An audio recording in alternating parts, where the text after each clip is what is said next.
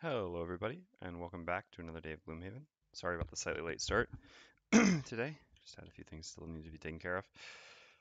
But we're here and ready to go. So, let's get into it. So, there we go. Always forget to, well, not always, occasionally forget to do that. All right, so today we'll be doing scenarios 31. So, my goal was to retire the Brute, but I realize it's just not remotely possible. I mean, I haven't read through everyone, but I've taken a look around the map at all the scenarios we have available, and only here, I think, can we get prosperity immediately. I mean, here we don't have access to, and I don't think we have any other source of prosperity that we can get from doing scenarios right now. So, like I said, I think here we'll get 2 prosperity, which means we would just need, because like I said, the Cragheart will always get to go. The Brute, yeah, the Brute, it doesn't matter so much either. Well, so then with 2, would it be enough? Then I would have to actually be sure to have enough money to retire the Cragheart, which I also don't have right now. But also getting 1 more prosperity gives more flexibility. So I basically run into this question of whether, so let's see, Cragheart retires, spends no money. So we presumably gain 2 prosperity. If we're wrong, though, this is really bad. If it's only 1, but I think it's 2. Gain 2 prosperity. Cragheart retires. Brute does his enhancement, which he can do without needing prosperity, and retires. And then Spellweaver can, yeah. So it does work as soon as the Cragheart has enough money to be sure to retire. So this begs a very, hold on 1 second, sorry.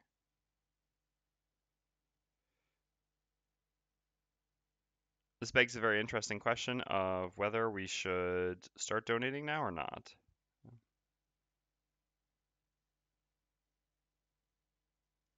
Sorry, I was just had to respond to a message. I planned on starting donating, but let's see. All right, so how close did we say the Cragheart is actually? This is the same as before? I think this is the same items we had when we counted before, but let's double check. So 60, 70, 80, 90, 100, 130, 150, 160, 180. So 90. Yep, 90 gold there. So it puts us at 148. It's unlikely we get that from one scenario. Even that scenario, right? So should we not donate at all?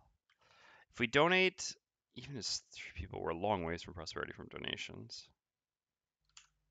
This is tough. Hold on 1 second, I have to blow my nose. Sorry.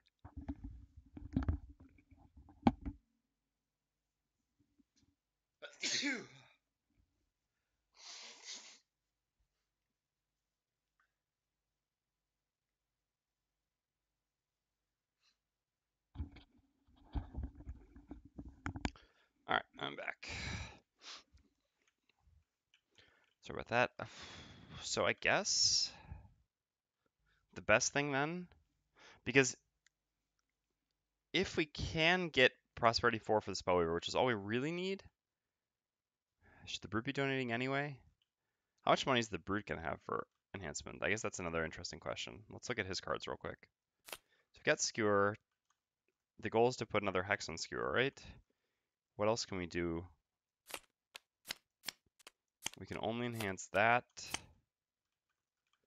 or Leaping Cleave. Where is Leaping Cleave? That's up here. So we'd be able to enhance the top of Leaping Cleave. That sucks. And extra hex here, I think we've already established is 200 gold. Yes, it is 200 gold. And we're already past 200 gold, right? How much do we have at retirement? 60, 80, 100, 160, 180, 190. So we're at 85 gold. Yeah, so we're well over. So we would like then to get prosperity 4. But I'm never going to play a Brute again, like I said. I've played enough Brute in my life. Do I really care that much? So I guess it makes sense to have the Brute donate just in case, but not the Spellweaver, because I'd really like to save the Spellweaver to get a good enhancement, and not the Cragheart, because his money is actually our retirement point. So let's just donate with the Brute. I think this is a relatively hedgy way to deal with this. So it's just the previous page, right? No. No. There we go. All right, so let's start with that. So we, oops, small check marks, did this. 1 donation. None of these other things we've done. All right, and that gives the brute 2 blesses,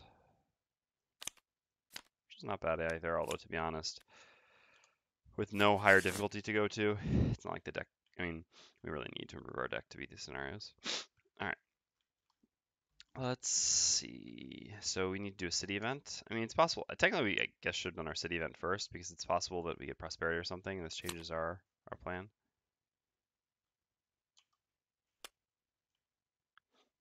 Okay. So we have to pay 10 collective gold, which I'm just going to pay from the brute again, as we've established he actually doesn't need money at all with our current goal. Well, we didn't get prosperity, which kind of sucks. At some point, I will stop wanting prosperity, but for now, I do really want it.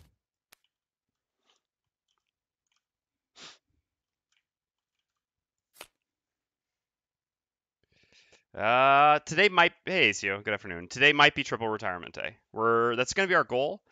We we need to do one scenario to get a bit more money with the Cragheart, and if we reach a reasonable threshold of money with the Cragheart, then we can do one more scenario.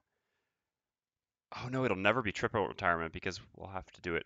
Yeah, well, it may be. I don't think it'll be triple retirement day. It's definitely going to be at least 1, if not 2 retirements today, hopefully. Again, I guess it all depends on how this first scenario goes. We have to be able to get enough money on the first scenario to set ourselves up to be able to do all the retirements in the second scenario. But that is the goal, is to get at least 2 retirements today.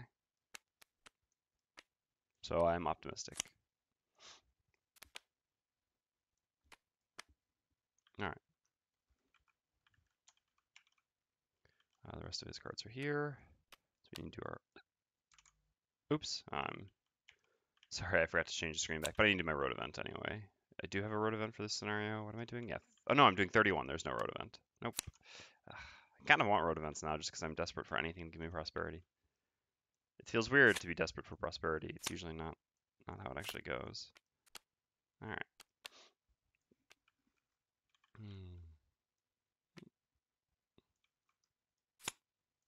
Oh yeah, we missed 5 gold for the brute as well, so we've actually got tons of gold on him. All right, so scenario 31. Scenario 31 isn't going to help us at all with our goals, really. I haven't decided anything yet. I'm going to create a poll today when there are more people in the stream. I guess I can start it now. Give it to you so you've got your vote done. Let's go straw poll.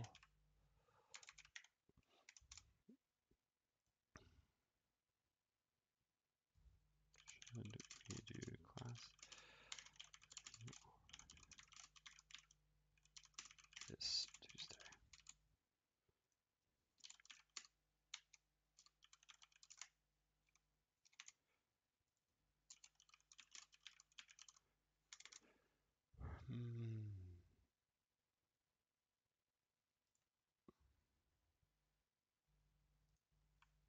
All right, here I'll post that in chat right now, and I'll post it later on as well for other people. There you go. So otherwise, I still haven't decided. I'm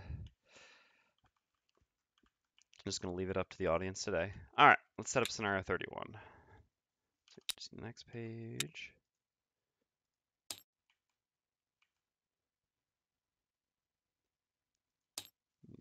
G2A, J1B, and L2A. Morning, Steinberg Matt. Hey, it's been a while. How are you today? How have you been doing, I should say?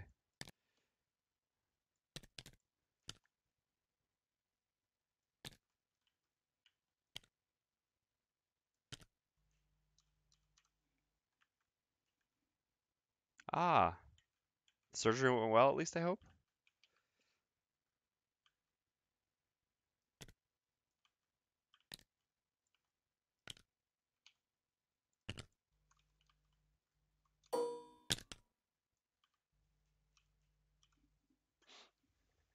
Got back into D&D, so I've been spending all my free time improving sessions. Nice. That's cool. I'd like to play D&D at some point in my life, but I'm not quite in a situation to be doing that just now these days.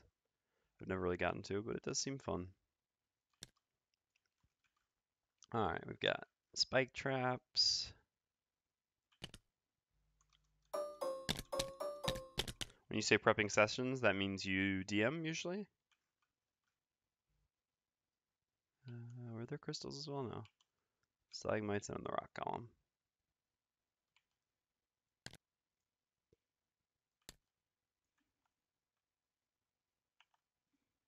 I can imagine. I don't think I could ever. It's interesting. I like to think of myself as being quite creative, but I don't think I would have the patience to be a DM. I do love watching, it's Matt Mercer, I think, right? On Critical Role.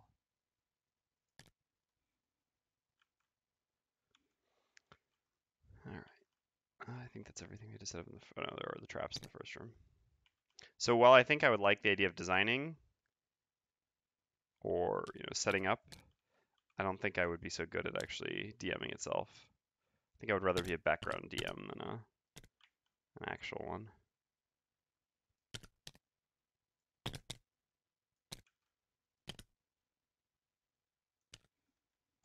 Yeah, I tried to see him at Comic-Con, but he was sold out on autographs. Ah, that's rough. Okay, so we've got all that. I think we have some special rules then. The 2-page of special rules is kind of rough with this rulebook. Let's actually just solve this problem, right? There we go. Easy peasy. Alright, so it's add 3 curse cards into each character's attack modifier deck as a scenario effect. At the start of every round, move the dark elemental token to the strong column and light elemental token to the inert column. So the top of Living Torch isn't going to be good here, but the bottom can still be quite decent. We'll see on that. Alright. Let's get all these shuffled up just in case. I know. Why are we shuffling them before? So I believe it's the Cragheart is the only one who can ignore special or scenario effects. Yep. So everyone else gets a couple curses. A few curses. So up there.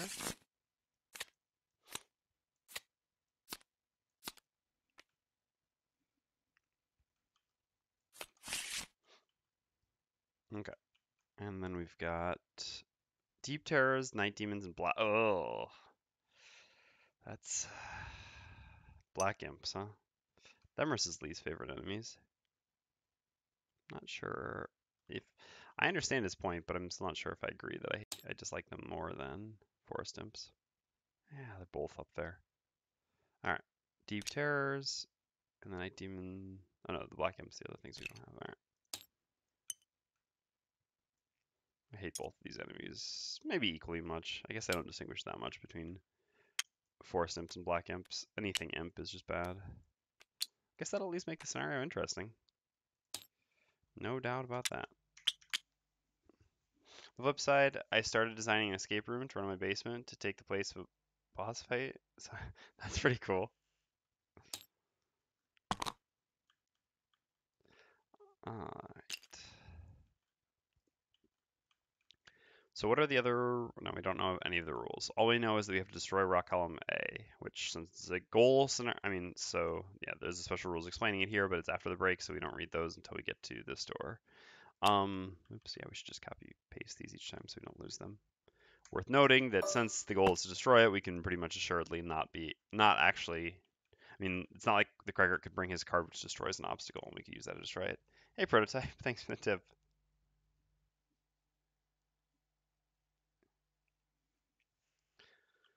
You're back on top. Yeah, so I mean, anytime that there's the goal is going to be destroy an obstacle, it's going to be the type of obstacle you can't destroy with a card action, so there's no point in considering bringing that. Fair enough. All right. We're definitely bringing sentient growth for this scenario. Again, not necessarily even for the top at this point. By level 7, the top is so-so. It's not so, or level 8. Oof. Yeah, but wait, did we? Yeah, we did level up. Okay.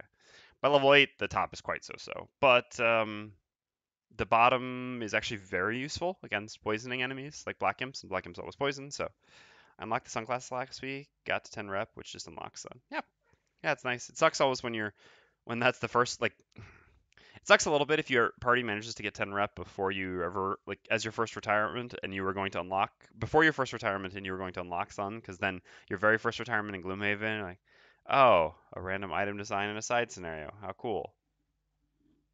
We did assemble the Rat King build. Unfortunately, I didn't record it. I really should have. Um, I guess I'll have to do it again at some point in the distant future. We did assemble the Rat King build, and we played a bunch of scenarios on the highest difficulty we could, and we beat all of them, including the boss of the game. So yeah, the Rat King build was ended up being quite a success, entirely thanks to His Highness. All right, so let's look at what can we cut for sentient growth. I think that's the only one of the cards. Oh no, we got to bring in Rocky Hand. We actually don't even have it. Rocky Hand is also quite good in this scenario. And two characters are going to lock 3 spears and Angry Face with personal quests. Ooh, those are some fun ones. Will be a fine party and also just fun classes to play. All right, so what can we cut? Craters, quite good here, right? None of the enemies fly. Yeah, none of the enemies fly, and there are, what are the traps actually? Curse and damage. Yeah, Crater is excellent here. There's just so many cards we want. So little, so basically nothing to cut, right? Yeah, this doesn't really leave us much choice. I guess we have to cut Heaving Swing and Earthen Clod. Earthen Clod, we're not too sad to cut, I guess. It's okay. We're always happy to have this bottom, but at this point with 24 health pools and the point is having this bottom is useful as well for removing poison or wound. If there are a small number of enemies that will apply poison or wound, then this can be good enough. But obviously with so many enemies applying poison, the AoE poison removal will be more valuable than Earthen Clod. And Heaving Swing actually sucks to get rid of. This is a card which I typically never get rid of, just because how good it is going to be, especially with our powered up Dirtron now. But something has to be cut.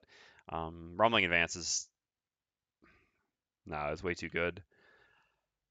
These are all our higher level cards. One Force Enhanced. Crater, like I said, with these traps. Thanks for the subscriptions, there, Matt. Appreciate it. No, really none of these cards can be cut. It's just every one of these cards is very valuable. I think more valuable than Heaving Swing here in the end. All right. So he's set up. As for the Brute, so we're still missing Balance Measure. Oh, we also have Selfless Retribution now. Oof, man, cutting cards for all the classes is rough. Another random question. Is there a lore document? I always like to see lore behind games, even if it's simple. There might be, but if there is, I don't know where it would be. For me, I kind of just piece together the lore from the backs of the mats and stuff. I mean, I know there's not actually anything that Isaac's provided, but I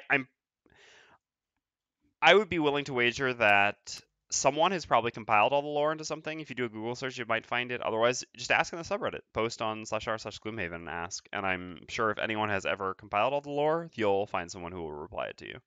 That would be my best bet. But personally, I don't know. Sorry.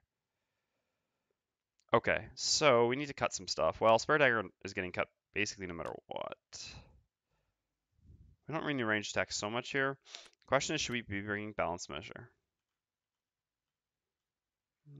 I guess not.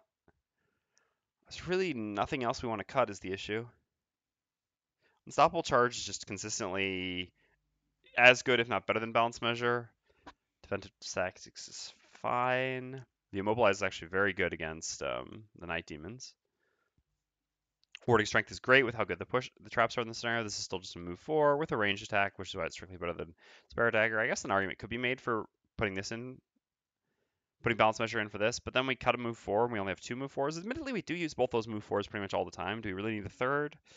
Yeah, I mean, that is a consideration. I guess we could consider cutting Hook and Chain for Balance Measure, but I think I prefer Hook and Chain. I do also just want to have one ranged, I mean, I guess we have 2, but like one generically useful range top attack. Defensive Tactics is more important to save against specific enemies in this scenario, whereas this we can just use anytime while having the flexibility to move 4 and bottom. Skirmishing Maneuvers, our bottom attack is really good. Self-Retribution is our initiative plus Retaliate. I guess the Retaliate, is pretty useless in this scenario. But it's still just an initiative 12 move 3, which is I think better than bringing an initiative 10 move 2 for the disarm, which is not great. Will Phalanx is obviously amazing. This is our setup combo. I guess this is an argument against doing this build, is you kind of stuck with both of these cards. I wonder if Cragheart have any hard feelings towards other Savas. I have to imagine that they do. They can't appreciate having their chest caved in or whatever. Alright, well that looks like a build for him. So we just have to look at the Spellweaver.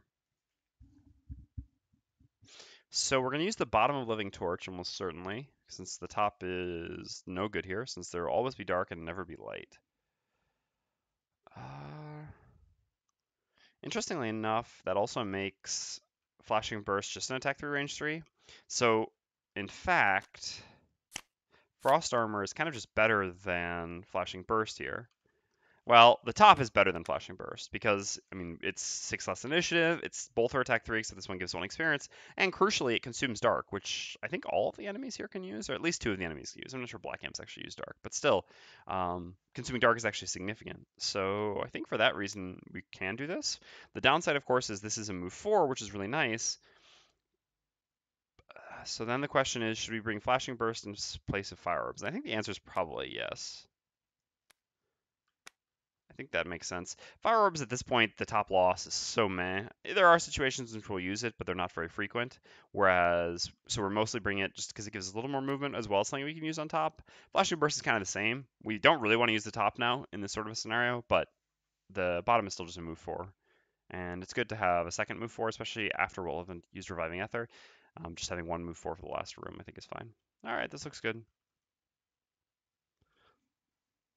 How are we doing on personal goals? All right, so the Brute just needs one more boss scenario and he gets a check mark, and that he'll be his 4th.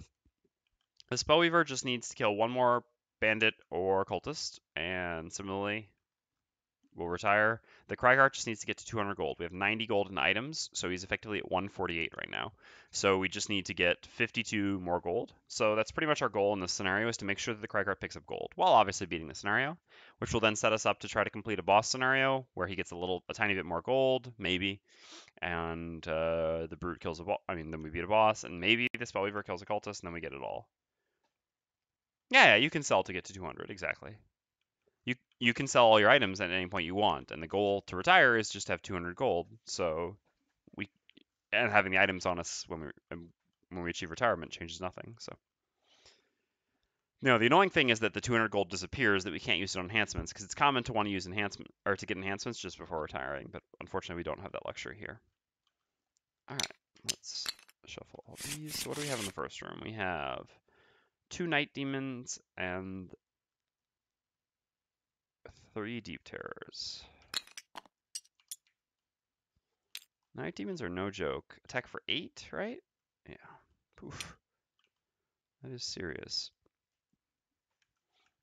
And then 3 regular deep terrors.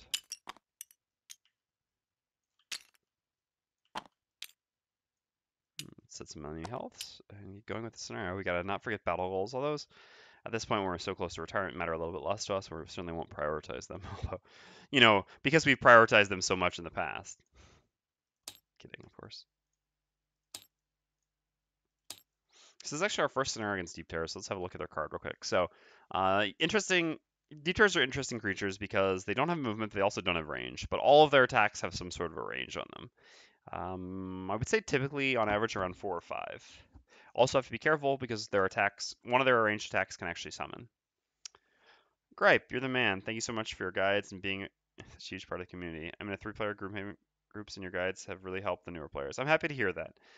I mean, to be clear for everyone, basically, the original purpose of the guides was to help newer players. I don't think I need to lecture experienced players on how to play, although I've continued to make the guides because people found them interesting discussion rather than.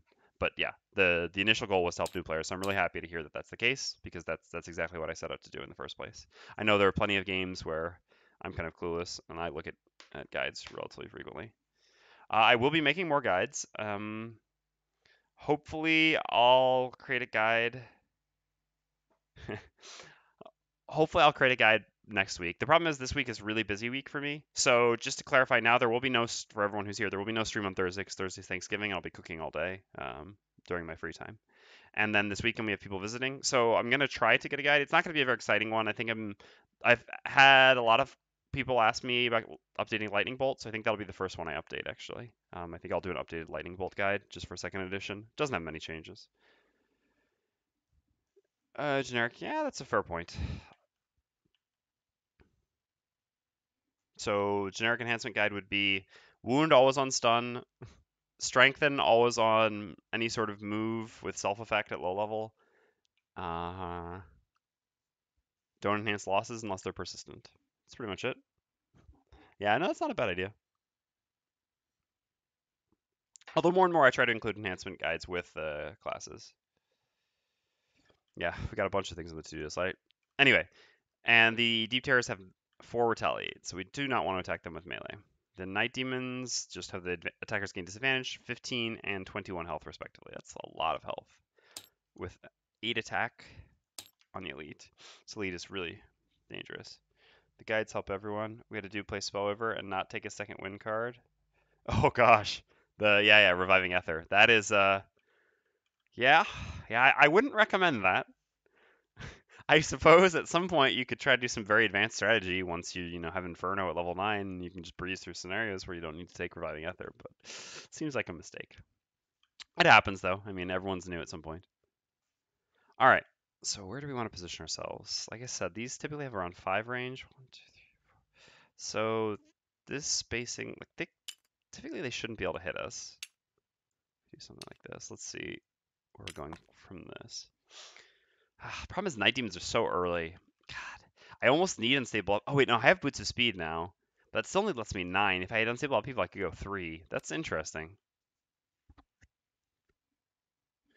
It's tempting to try to consider bringing Unstable people for Kinetic Assault. The problem is I don't have that many non-loss to top attacks, right? I've got Massive Boulder, Crater, Rock Slide, Dirt Tornado, 4-ish.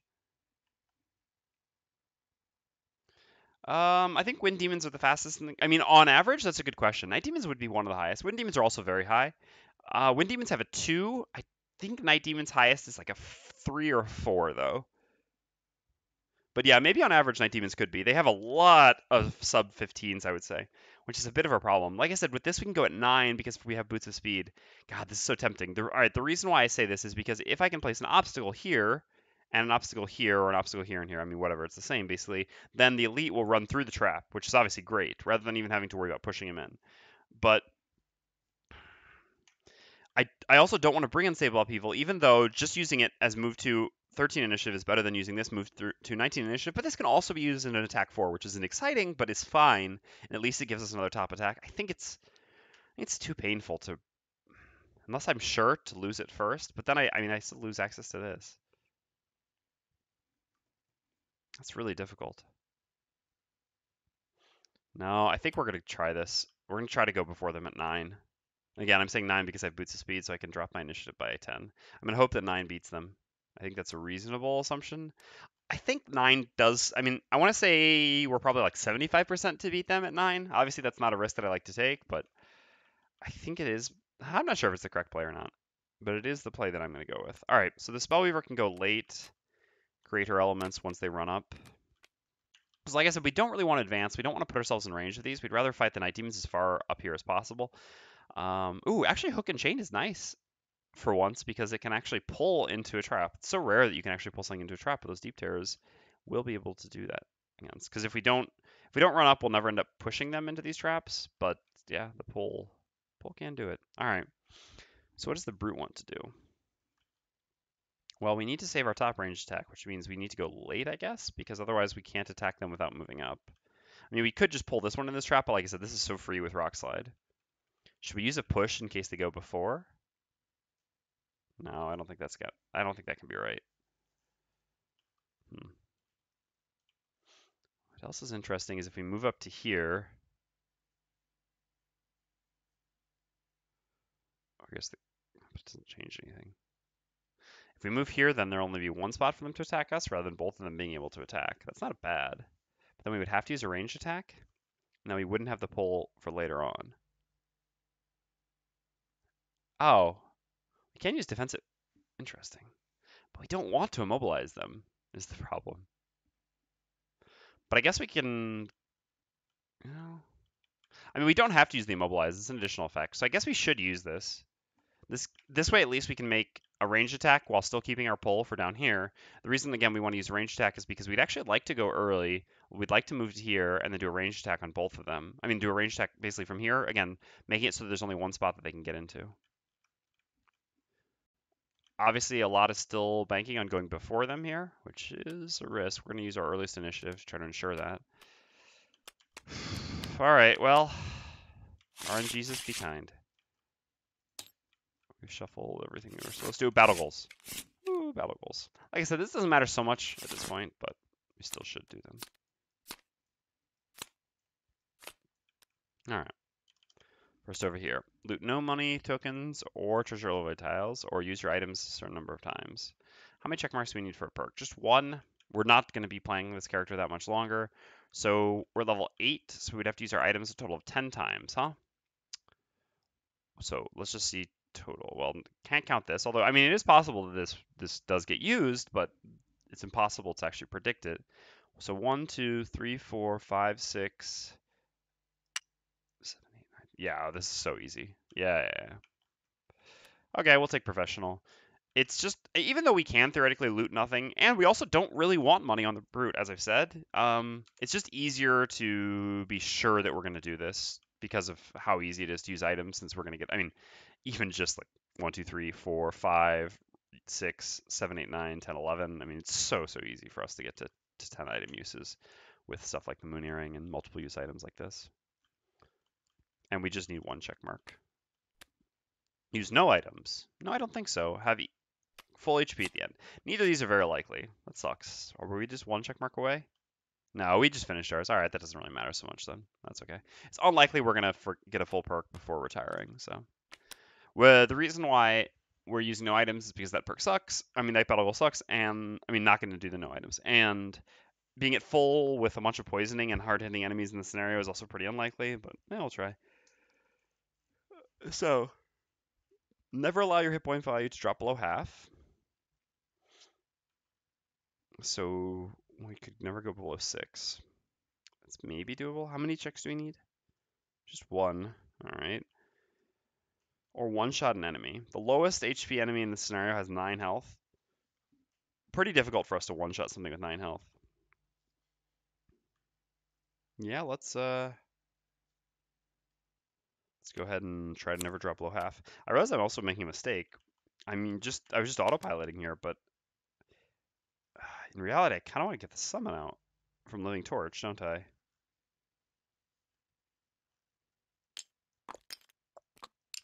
It'll provide a lot of damage here. And with its range 3, I guess the problem is it can move up and die. Well, no, if we're counting on a Night Demon coming up here, then it should be able to keep attacking from here, and then it'll eventually move up. Yeah, I think that's fine.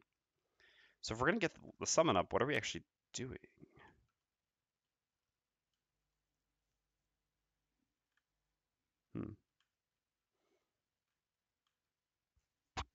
It means we want ice on top, but that's just impossible to do other than lucky modifier flip.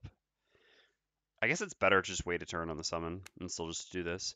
Even though, I mean, it feels a little bit weird because the summon will create fire for us like Engulf will, but the problem is that the summon creates fire on bottom, whereas Engulf creates fire on top, and Reviving Ether or Chromatic Explosion both create ice on bottom. We could use the top of Chromatic Explosion, but then we'd be playing 2 losses in the first room, and the top of Chromatic Explosion is so mad that there's just no way that's worth it. Better to just do this turn, and then the following turn when we Cold Fire, we can summon, or even the turn after. It's, I guess, not so urgent. All right, here we go. 7. No, you didn't. Oh, that's so bad. Oh, that's so bad. Unstable Upheaval would have done it too. Man. Night Demons. Is it at the beginning of every round that we set up the dark? At the start of every round, yeah. Oh, man. They're invisible now too? That's a disaster. If I've ever seen one. Well, time to restart the scenario. Yeah, well, we just got hosed heavily. This is actually, I guess, the single worst flip in their deck. All right. Because not only are they moving before we can possibly go, so we can't set up putting them into the trap. That's not the absolute end of the world, but the fact that they're both going invisible means we're all just doing absolutely nothing here. I guess the rock drop still affects them even when they're invisible, but yeah, otherwise, I mean, we're not setting up any elements because we're not attacking. We're also not attacking. Man. All right, well, they consume the dark. Yeah, they have +1 movement, -1 attack, so 6 movement on the elite. So going to move to here and attack the Cragheart because the Cragheart, well, closer proximity and lower initiative. So attack 7 on the Cragheart. Let's get this shuffled up. Jeez. What do we start a scenario? Well, alright. I mean, at least it's going to be challenging. There's that. If we flip this poor little scenario, we're going to have a long, tough battle ahead of us. Alright, and then the regular is going to go to here. And so it attacks for 6 normally, so it's going to make an attack 5 on the Spellweaver. Alright. Dark was consumed, we already took care of that. And we've got invisibility on the Night Demon. I mean, in the end of the day, even if we take an unstable up even when we placed it, it still would have been better for us because then one of them would have walked through the trap, but we would still be in a really bad spot here by not being able to do anything for the turn. I guess we kind of wish that we summoned, although that's not necessarily even true because we actually don't have a space that we could have safely summoned into it anymore because they're on top of us. Alright. So that's that. So next up we have the Brute. I'm considering just running the bottom of defensive tactics here since we've got nothing else to do with this turn.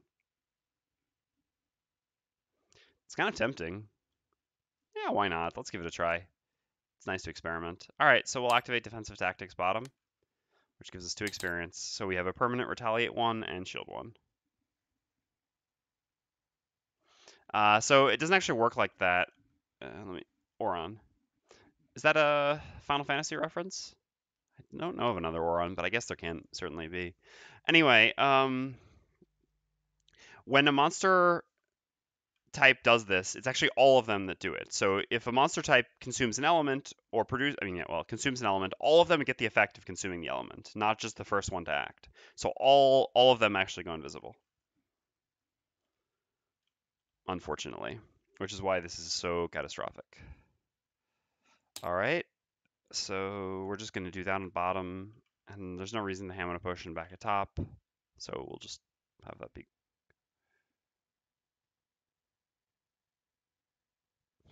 Why, unfortunately, nothing wrong with a Final Fantasy reference. All right, so then we have the Cragheart who goes.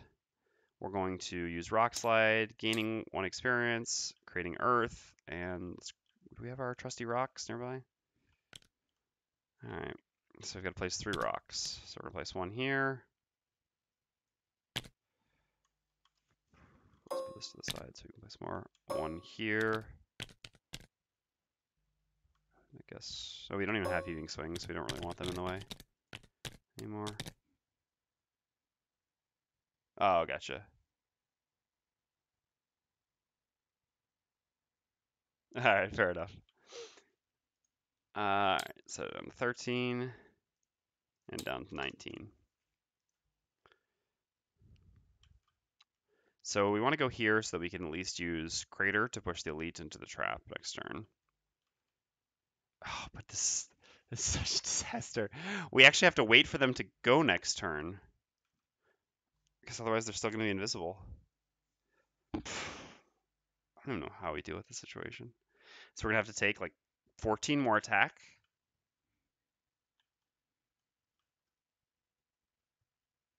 Guess we need the Brute to move into the center.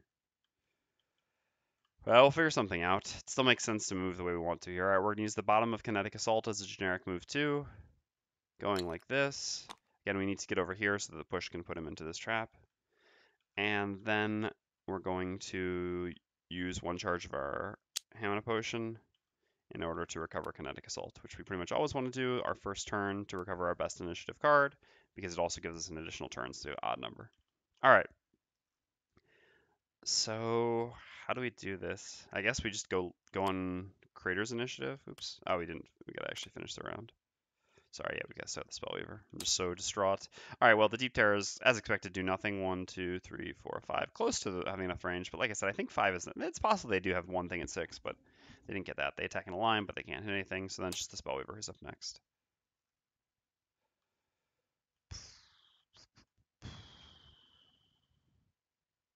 So I guess we'll move to here. We can't really get attacked again, but the goal has got to be... Oh, but the Brute actually doesn't... Yeah. What's his best initiative now? 17? It's not great. It's not super likely that he goes before. So the problem is... We don't want to move up any more than this. Well, we can't move to here because then we prevent the Night Demon from being pushed into the trap. If we go to the other side, we do have a jump. If we go to the other side of the trap, we're going to get hit by all these deep terrors, so we can't do that either. So it's possible that we should have considered just having the brute move instead of setting up defensive tactics, but I just want to try defensive tactics. But anyway, so basically we have to go here. This is the only place we can go to. This allows the brute to then move into the center of them and hopefully get attacked by both of them. The problem is the brute doesn't go until 17. It's easy for us to have both our other characters go after the brute, but of course the problem is that if they go before 17, the elite's going to attack the Spellweaver. This attacking the Cragheart is okay, but the elite attacking the Spellweaver is a lost card. Because, I mean, the Spellweaver's at 7 health, getting attacked for 8. It's unlikely to be anything but. I still don't think that there's any other way around this. Ooh, yeah, we could set up Engulf's bottom. Alright, so we'll move the Reviving Ether. I think we're going to also create an element trait. So I guess it doesn't matter. We'll create fire with the bottom of Reviving Ether, and then we'll use our minor mana potion to create ice. This way we can cold fire next turn, hoping that we go after them, because otherwise we're going to, well, then we're going to lose. Alright. So our turn is very obvious. Cold fire plus setting up the summon. I guess we just go as late as humanly possible to make sure that we do go after them. The brute will move up, so we'll be able to place a summon behind us. Alright. Cragheart needs to go late as well to make sure that they are no longer invisible so that we can push them with Crater. What else do we want to do then? Now, this is where Earth and Cloud would be good, but we don't have that. Can we... we can't really do anything else useful with the bottom. I mean, we can use Sentient Growth to heal the brute for 1 and attack this for 1. I think that's about the best we can do here. We're not about to face the imps anytime soon, as we're a long way from completing this room, so it's not like we need to hold on to Sentient Growth for the time being. Otherwise, Rumbling Advance can deal 1 damage to one of them, but I'll deal 1 damage to the brute. I think I'd rather do an attack 1 on one of them and heal the brute rather than deal 1 damage. Blunt Force, yeah, it could give us advantage and theoretically retaliate, although we shouldn't be getting... I mean, there's no way we would ever benefit from the retaliate anyway, because if the Night Demon goes before the brute moves, then it'll attack us before we have the retaliate, and if it goes after the brute moves, then it'll attack the brute. I mean, after 21, basically. So yeah, I think Sentient Growth is fine, and I suppose, as with the Spellweaver, we can also go later with this. Alright. So the brute can move between the two of them. We're going to use a mobile phalanx. So these are 2 different main lines. So we can actually shield ourselves without attacking with a mobile phalanx. So at least have 2 shield. It's not great against an attack 8 and an attack 6, but it's better than nothing. And then we just have to use something to move. Setting up wind is fine, I suppose. Don't really have anything else going anyway. So sure. We're not going to be able to skewer both of them because we're going to push one of them, but skewering one of them with how much health they have to get the wound sooner is probably better anyway. Alright, we just need to pray that they go after 17 here, basically. Well, after 17 and before 78, which is, I would still say more likely than not, but given how badly this started. Alright, let's go. 26. What the... Man. That is... Oh, wow. I mean, they only have 2 cards, to the best of my knowledge, which use Dark, and they've... maybe they have 3, but I believe they have only 2, and they've used both of them back to back. Obviously, on a scenario where they have guaranteed Dark, that's what Themris would call a sentient modifier deck. At least they're going after 17, so that's very good. The bad thing is they're still both going to attack the Spellweaver in the end, which is going to lead to the Spellweaver having to lose a card, which is a disaster. Alright, well, let's get to it. Brute first, we're going to move with Leaping Cleave, Recreate Wind, and we just move into the center of them. We can't attack anything because they're invisible. Then we're just going to use the top of the mobile phalanx. But have you played Anne's End? I'm not sure if you asked me, but no, I've never played it. What is it exactly? Maybe you have asked me, but can you remind me what it is? Alright, and then we're going to use the top of a mobile phalanx to shield ourselves for 1. So we have 2 shield and 1 retaliate this turn, because we have defensive tactics, which is up all the time. A deck builder. Fair enough. Alright, then we've got the Night Demons, so they're going to consume Dark, make an attack -2, range 3, target 3. So this targets everyone. So the elite goes first. So the first target's gonna be Brute, then Spellweaver, then Cragheart, in that order. So the Brute first, and against the Brute and the Spellweaver, these attacks will be disadvantaged because of adjacency on range attack. So brute first. All right, so it's just a 6 on the brute because the disadvantage. So -2 shield equals 4 damage. We'll use both things. So 2 damage. Cooperative and crazy hard. I think me and my friends have approximately 30% win ratio depending on which boss you fight. Interesting. I do like cooperative and crazy hard. That appeals to me. Let's get rid of this. So he takes 1 damage from the retaliate. All right, I basically need to see him miss on the Spellweaver to have a decent chance of successfully completing this scenario, I would say. We'll see how that goes. Well, we've got to place the models. I guess the models just don't actually do anything because we're just attacking things we have a disadvantage on anyway. But yeah, I wonder if it does have a TTS module. All right, then on the Spellweaver, disadvantage as well. Miss? No, -1. I guess we survived this one. So this is actually a 5. It's interesting. We should still lose a card to this, I think. The only way it would ever make sense not to lose a card is if the regular, when attacking us, misses. Because if we take 5 here, we'll be down to 3. I guess he could get a miss or a -2, but that's still so unlikely. Better just lose a card here. We'll end up with more health. All right. Goodbye, Flashing Burst. I hardly knew ye. It's a big cost, especially since we're going to play another loss this turn. It might change our mind about whether we should play the loss, but I don't think it will. All right, and then on the Cragheart, not disadvantaged. +2, jeez. Wow, that is so bad. Okay, so Cragheart's down to 8. This is just a shellacking. All right, then the regular will attack first the Brute, then the Cragheart, then the Spellweaver. Getting rid of his invisibility as well. All right, so first the Brute. 4 -1 is 3. He's got 2 shield, so 1 gets blocked here, and 1 retaliate. And then on the Cragheart, disadvantage as well. Almost. All right, and then on the Spellweaver.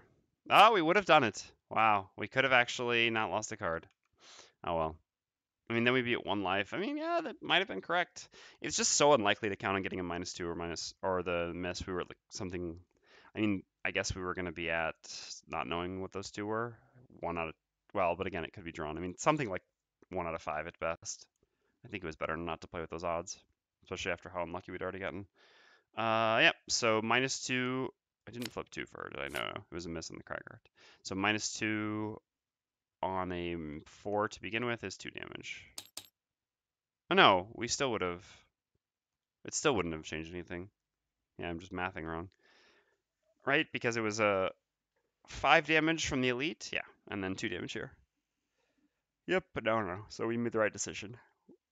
We just ended up with 3 more life because of it. All right, Night Demons are done. Hopefully forever. Jeez. Deep Terrors are up next. They do nothing. Because these enemies in this room really need help. All right, and then the Cragheart's going to go. First, we're going to use Sentient Growth. We're just going to... I guess, would I prefer to get an attack 1 on him or to get a heal 1 on both of them?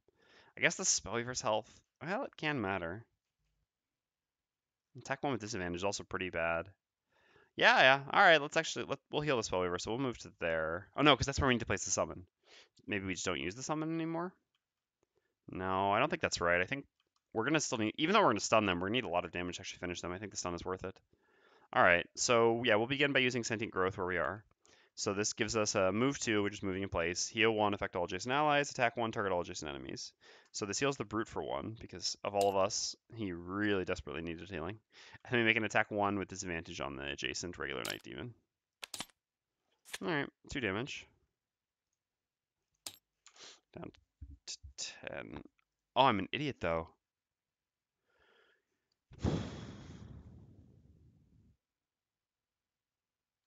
Cold Fire isn't going to hit because this one will be here.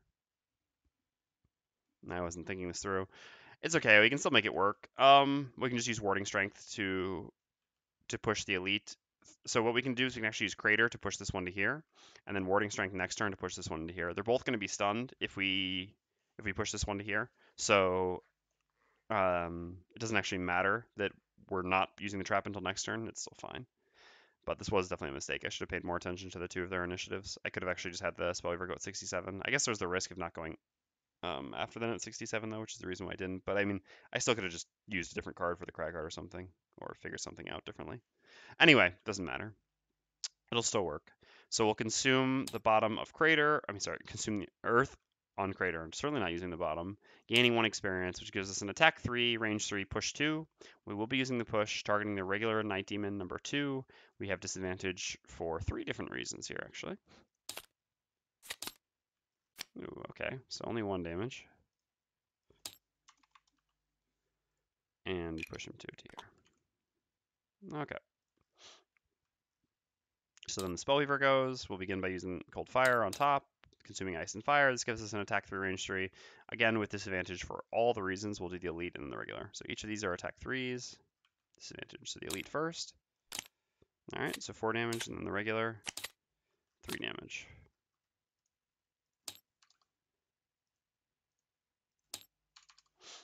Okay, and they're both stunned.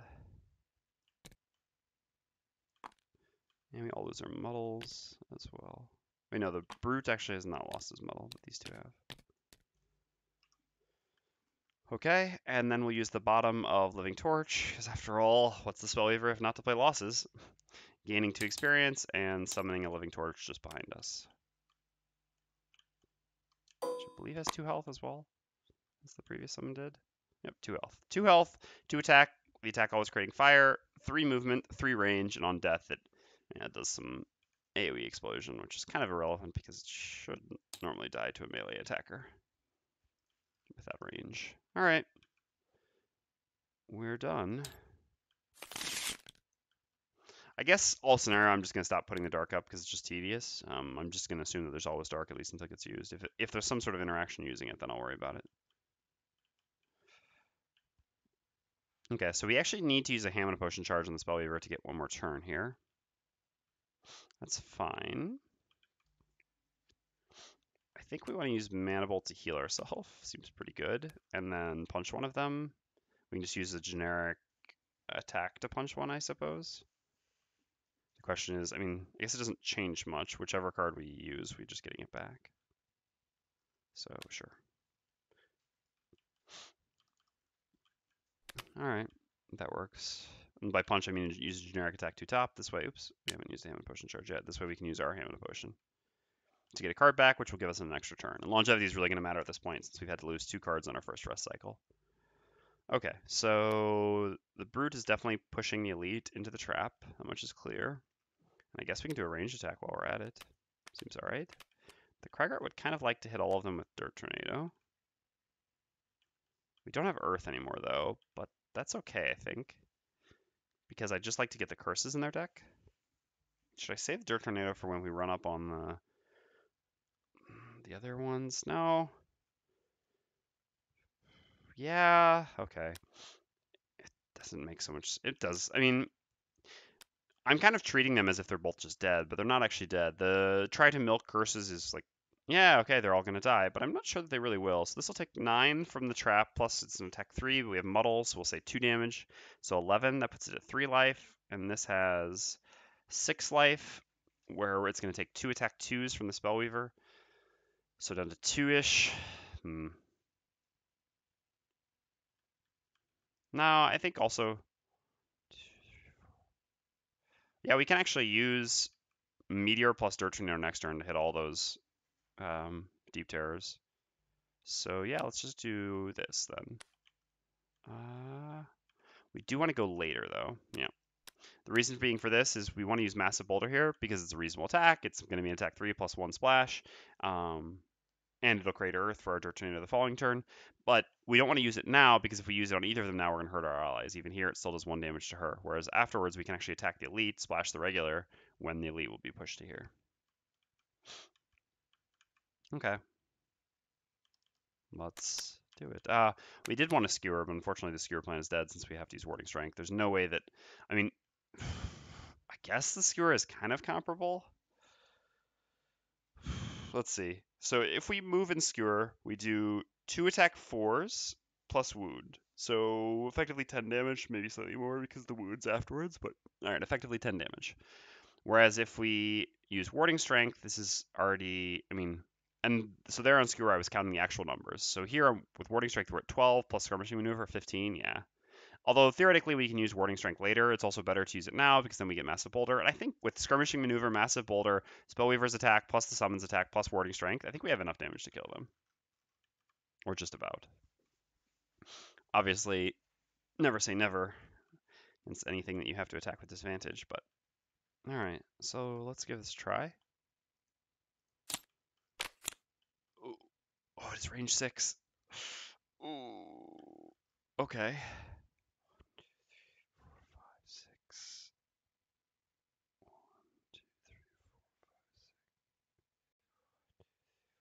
So this one hits nothing. This one can hit the Spellweaver. 1, 2, 3, 4, 5. This one can hit either of them. Well, I don't like this. Oh, that's so bad. Oh, no. Come on. I mean, they did nothing for 2 turns. We can't be too unhappy. Oh, God. How are we ever going to beat this scenario? Well, I mean, there's no point in worrying about that now. We'll worry about our positioning on things when we can. All right, there are the Night Demons at 4. So they just lose their stuns. And then the Spellweaver's up first. So we're going to use Mana Bolt to heal ourselves for 3. And strengthen. And then we're going to do... yeah, now Skewer would have actually been better in the end, because then we could have gone here, and this Cragheart could be here, and then... No, but I guess they could still have one summoning spot behind us. Yeah, so no. Still wouldn't work. But pushing is actually worse because we're freeing up one more space. So I guess this is it. In the end, it was actually worse. God, that's of course they. Man, I can't believe we're getting. I mean, yeah, I guess like I said, if they'd done this earlier, although I'm not sure it would have changed too much. I mean, it's still pretty rough. Oh yeah, good catch on the summon needing to attack. Yeah, it needs to go first. Just forgot. All right, it attacks the elite because it's lower in the initiative order. So it makes, like I said, an attack 2, creating fire. Attack is disadvantaged. Alright, so 1 damage to the elite. So let's see. Brute does, like I said, 11, so Massive Boulder should kill this. So yeah, I'll use my attack 2 on the top of Chromatic Explosion, targeting the regular. Yes. So I have Strengthened, but I have disadvantage when attacking them, so this is just a regular attack 2. Alright. So 4, putting us down to 2. And then I'm done. So then next up is the Brute. So I understand that by pushing this out and killing it, I'm freeing a space for Deep Terrors to spawn, but at the same time, the Night Demons are more threatening than Deep Terrors, so I'd still rather... I guess these Deep Terrors are going to have... Well, what's interesting, actually, we don't actually have to kill all enemies, so we can, theoretically, maybe... Someone's just dying. God! I'm actually probably going to lose this scenario. Oh, yep, good catch on the ham. Thank you. That's obviously the very reason why we did this attack. Thank you. Hamming this back. Yeah, it's a very real chance. I mean, I would say it's more probable that I lose this scenario at this point than win. A lot of stuff is going wrong. All right, we'll make an attack 3 with Warding Strength. Attack 3, push 2, targeting the elite. We are muddled, plus disadvantage, all that stuff. We are using the push. Okay, so we got +1 immobilize on our 3, so we got 4 damage here, down to 9. Yeah, so he actually dies in this. What's crazy is this first room is supposed to be the easy room in this scenario. Yeah, I'm actually not gonna remove these permanently. The next room is much more difficult. Yeah, the first turn being so brutal is really what set up this whole kind of bad situation, but, well, can't complain. All right, we're going to use the bottom of Skirmishing Maneuver. We're going to do an attack 3, targeting the number 2. We still have disadvantage, as usual. Ah, crap. Man, I am off. All right, so it was actually supposed to be the Brute's deck. Okay, so he doesn't die. So -1 instead of +1 means he should have 2 health left, because he was at... Yeah, because I did the 3 + 1, so 4. Yeah, it was at 13. So we go down to 11, and then you take 9 damage from the trap, putting him down to 2. The positive is they get a curse. Always have to look at the positive. Alright, so because the trap was cursed damage, yes, they get a curse. We're going to need that curse to come up big for us not to lose this. All right, so then we use skirmishing move. We already gained the experience. We make an attack 3. We're going to target the regular because the elite should die to Massive Boulder, and we don't want the regular to have to be the one attacked by Massive Boulder. All right, so attacking the regular, disadvantage attack 3. Really? Oh, no, Massive Boulder. Oh, my God. Come on now.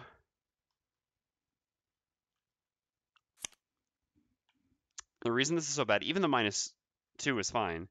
We only need to deal 1 damage to this for Massive Boulder to kill it. Alright. This is going to be one of those scenarios. So we're done. So then the Cragheart goes. We're going to use Massive Boulder, creating an Earth, make an attack 3. I guess we have to move up first. If we move up to either of these spots, it allows this one to attack when it normally wouldn't otherwise. So we just attack the regular, do 1 splash damage to the Spellweaver. And both of these are attacking the Spellweaver, though, which she doesn't survive. God. So I have to move up so that they split the attacks. All right, moving to here, using the bottom of Blunt Force. This also gives us advantage on our attack so that we don't get disadvantage and have more bad stuff happen. All right, we gain 1 experience using the bottom Blunt Force, moving. Oops. Yeah, we might as well put a stun on ourselves. Strengthening ourselves, and then we're using Massive Boulder as an attack 3 range 3, which does 1 splash damage. We're targeting number 6. Yes. All right. So we kill the elite.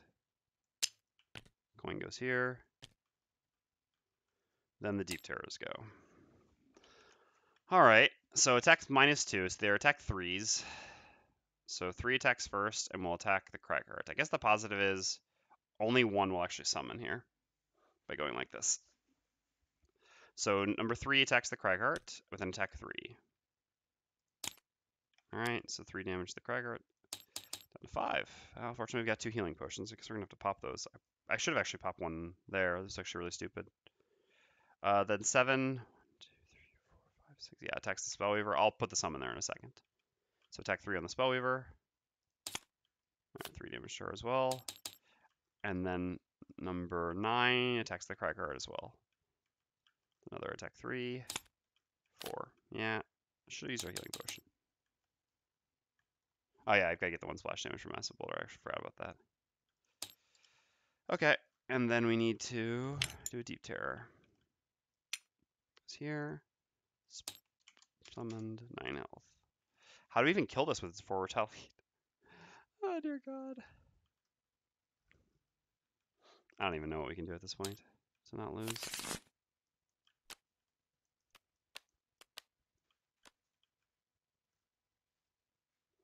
Alright, well, I mean, the Cragheart's turn was already planned out. Move 4 jump, and use Dirt Tornado on all those tentacles at the bottom of the room. I guess move 4 jump as well, and pull one of the tentacle beasts. Seems reasonable. Elbow nose. 1 second, sorry.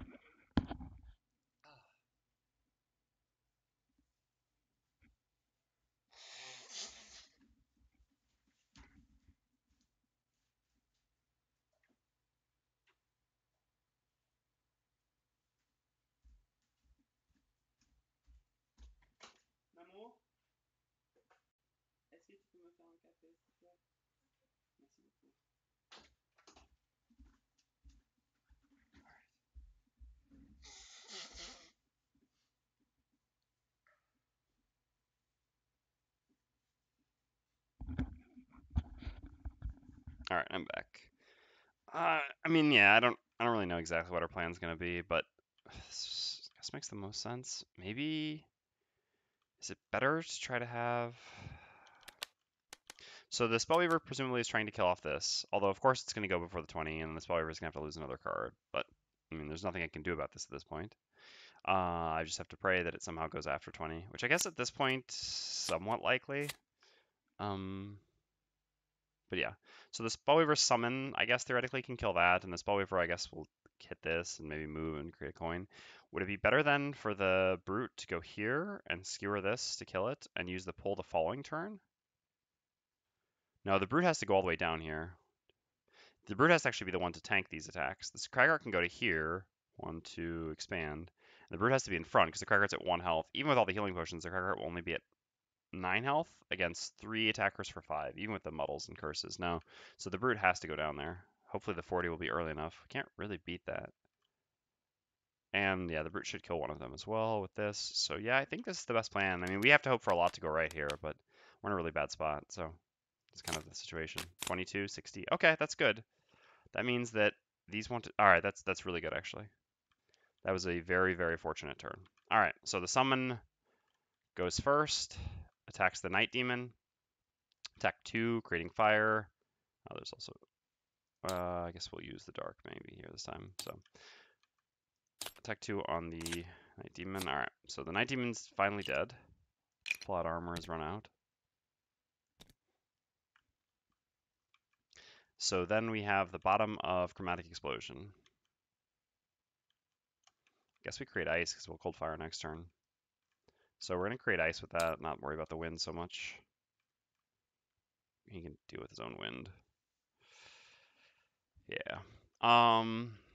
So the real question, no, actually the wind is quite, no, it's only +1, whereas for us it can be an AoE stun. That's just more valuable. Let's not be silly. So I don't think we can move at all though, right? Oh, we do have Boots of Striding, but no, there's no space. Stupid obstacles. No, it actually doesn't change anything whether it's obstacles or not. Or I guess our summon's gonna get skewered, unfortunately, but there's nothing we can do about that. Even, I guess if we move next to it, but we can't. Oh, I guess we can move to here to keep our summon alive. How much does this attack for? Attacks for 5 though, we're at 5 life. Losing another card to keep the summon alive isn't worth it. Summon hasn't really been worth it then in the end though. But I don't think there's any better way around this. The Brute could not move up, but that seems bad. Yeah. Yeah, unfortunately. I mean, we can hope that, I mean, there will be 4 curses in their deck. We can hope that they flip a curse or a miss. Puts them at around 25% to miss. It's a little bit under. I think it's reasonable. All right, Night Demon's eliminated. So like I said, we'll just move in place. We can't move up to grab the coin because 1, 2, 3, 4, 5 with its line attack. We don't want to get attacked by him for nothing. Which is why we're staying here. Is it better? I guess. Nah, but losing another card is. I guess the question is, what's worse? Losing a card. I mean, all right. How bad is losing a card versus losing the summon? Losing the summon is like losing a card because we played the summon as a card in the hopes of it having some sort of effect, but it doesn't seem very likely that it's going to have that much effect at this point. We killed the Night Demons without it basically really doing much at all, and then after this, it's going to take a while before it even... It's 2 turns before it can even attack any of these things. Yeah, no. Better to lose the summon than to lose another card. Because we, like I said, if we do move here, then there's... I mean, so if we go here, then any -1, -2, miss, or curse doesn't actually cause us losing a card, whereas -1s or -2s still kill the summon. But no, I think the summon's less valuable at this point than a card, after we've already lost 2 cards. Playing the summon was probably a mistake. Kind of thought we'd be fighting the Night Demons for longer. It was a little bit stupid. All right, let's do a move 4 jump on the bottom of Meteor. Going to here. We could have gone around, but jumping over obstacles is much cooler than walking around them. We're going to consume the earth with Dirt Tornado, which gives us 1 experience. Should we be using anything else? No, I don't think so, because one of them is just going to die no matter what. We do have a stun powder.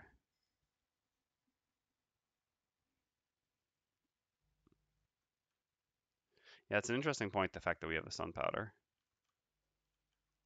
So we could have moved her up, but it still doesn't really change anything in terms of keeping the summon alive. The only way we could keep the summon alive is by stun powdering this, but if either of them have to use the stun powder on this, they have to attack this, which is so bad because, like I said, the Brute then would be using his attack, which normally just executes one of these, in order to...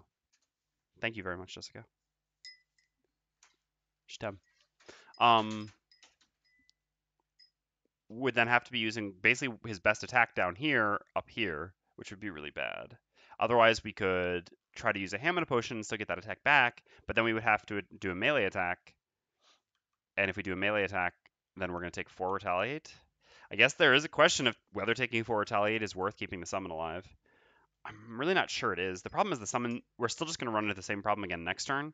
It's not like we're going to be that close to killing this. It's still at 9 life. The brute's attack would do like 2, then there's summons, then the brute would have to attack it again, presumably. While our allies are at super low health and having to deal with everything down here. No, I think it's better to just leave this one behind. The summon dies, the summon dies. All right.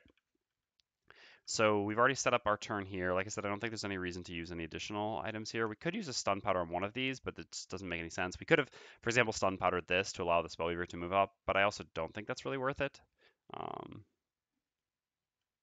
Oh, if we compass one of these, or if we compass this one. Ah, that's a good call.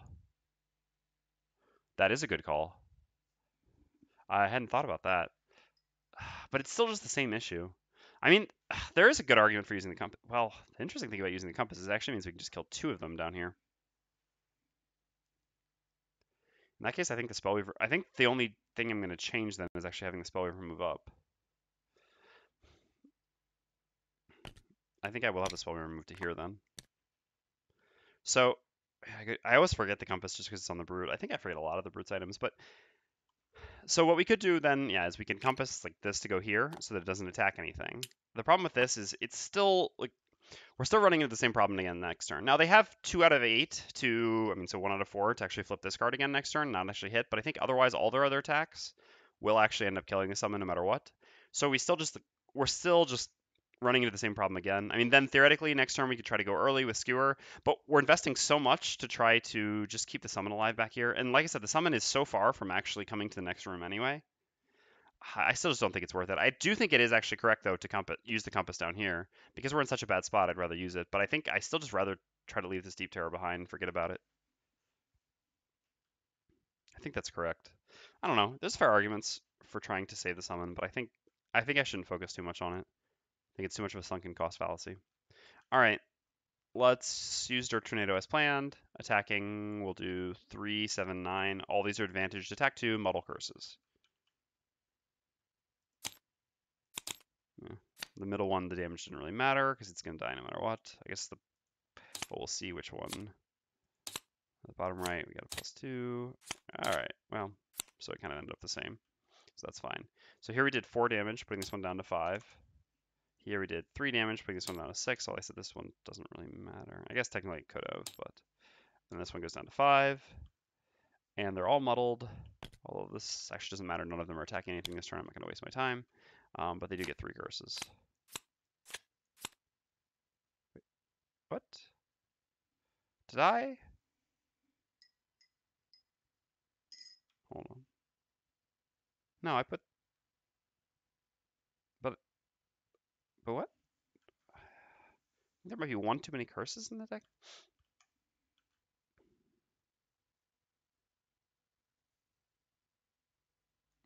No, I took it from the wrong deck. Yeah. There we go. Okay. Yep. Yeah, exactly. Yeah, or I guess I put it back in the wrong deck. That's what I mean. Okay, so we no longer have Strengthen. Spellweaver no longer has Strengthen either.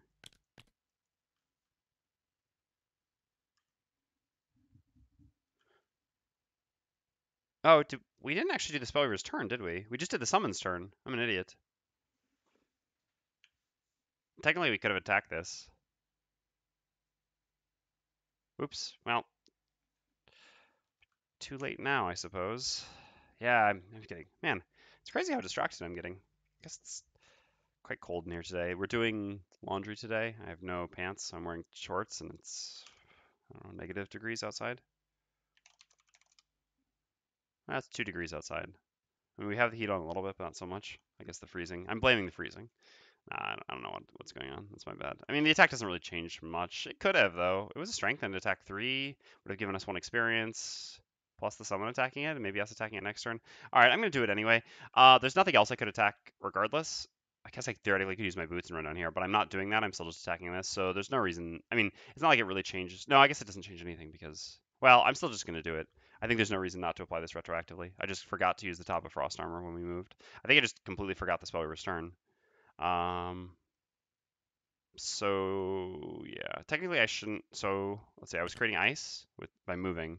So let's just go back, put ourselves here. All right. So we're going to consume the dark this turn, gain 1 experience, and make an attack 3 using the top of Frost Armor, targeting the Deep Terror number 1. It's advantage because we still had Strengthen from last turn. We're losing anyway. It's not an excuse. All right. Well, I mean, that's about as good as we get. That might have actually changed. Well, I guess we still have the Brute's turn, so we can still consider changing what the Brute does. That is interesting, though. That crit actually changes a lot. All right. So we're going to use Chromatic Explosion. We're going to move in place in the end. I think this is actually the way to remedy this. What attack do we have?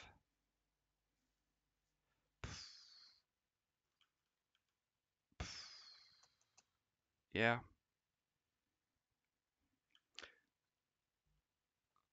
Yeah, I think we can make this work now. Yeah. All right. So I haven't missed anything else, have I?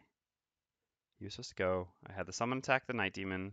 Spellweaver got to attack this, moves in place with Chromatic Explosion, because we're not going to end up killing this one now. The Cragheart moved up, jumped, using both actions, this and then this. Yes. All right. So now it's the Brute's turn. So we're going to use the top of Hook and Chain as a generic attack 2, targeting Deep Terror number 1. This is going to suck, but we're going to do it anyway. We're going to use the Stun Powder as well. So this is going to be an attack 2 stun. So the reason we're doing this is because, like I said, we'd really like to have Hook and Chain back, because it's just an execute on one of these, essentially.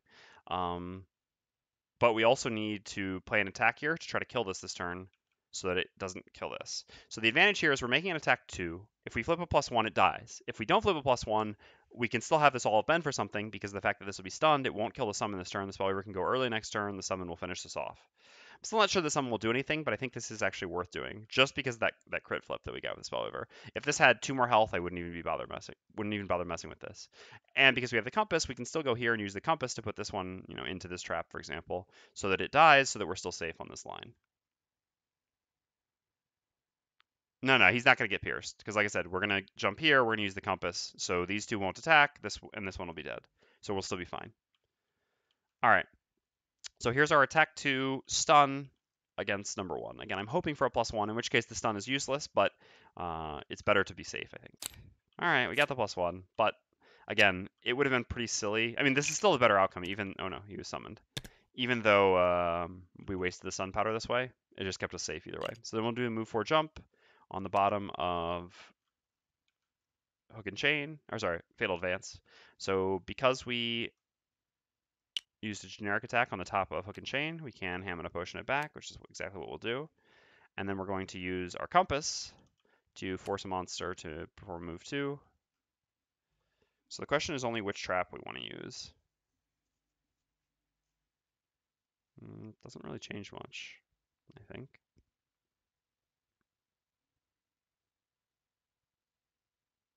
We could always pull either of these through. What is the Cragheart doing still next turn? I guess going up and attacking one of them?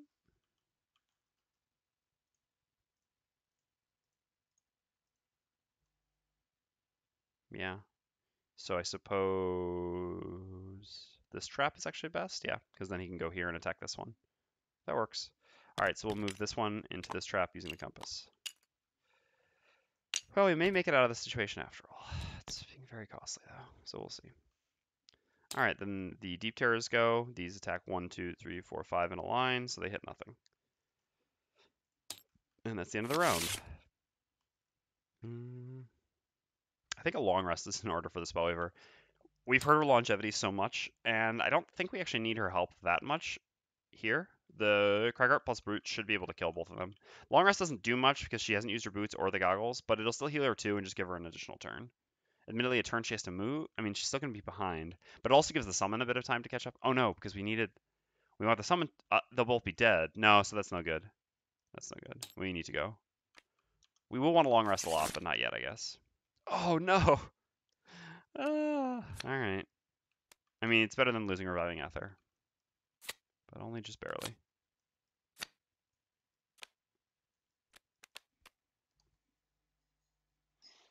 So we have Ice and Fire set up.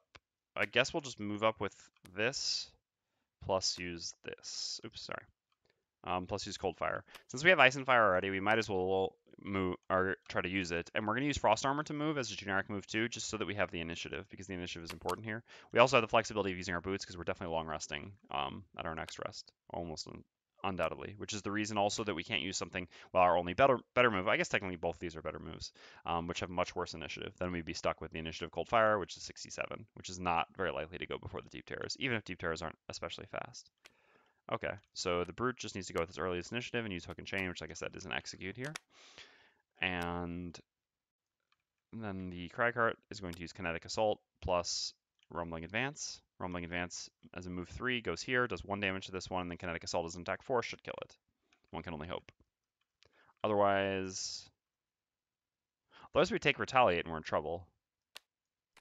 Alright, so it's actually safer to do this. Now, the downside here is that we're taking 10 later initiative, but I think 29 is still most likely to go before the Deep Terrors, who, again, like I said, aren't very fast.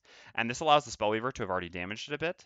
Also, I guess this also lets the summon move up, which was another reason why I didn't want a long rest.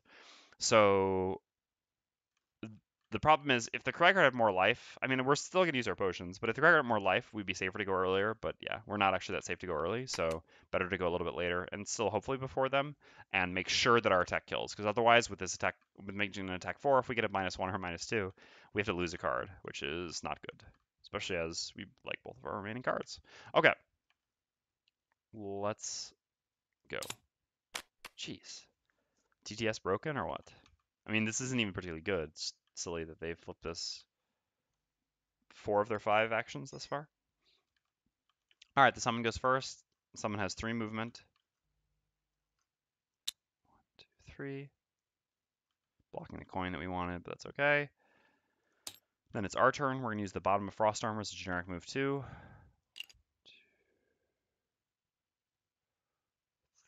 3, 4. Might as well just use our boots now, since, like I said, we're planning on long resting soon. Should we use a Ham and a Potion now to get that back? We haven't died yet, no. Not yet, but having someone who has 24 health normally be at 1 health, and having a Spellweaver already lost 2 cards, we are handicapped.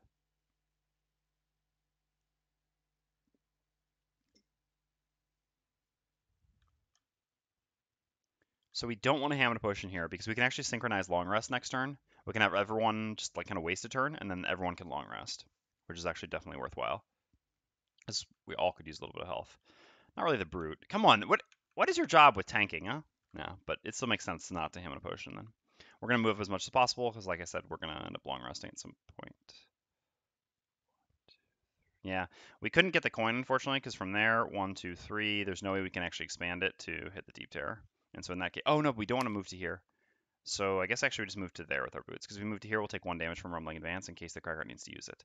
I guess using Rumbling Advance is actually a mistake. We need that for the healing. What was I thinking? That was just stupid. I think we're just going to end up healing this turn. Yeah, that was so stupid.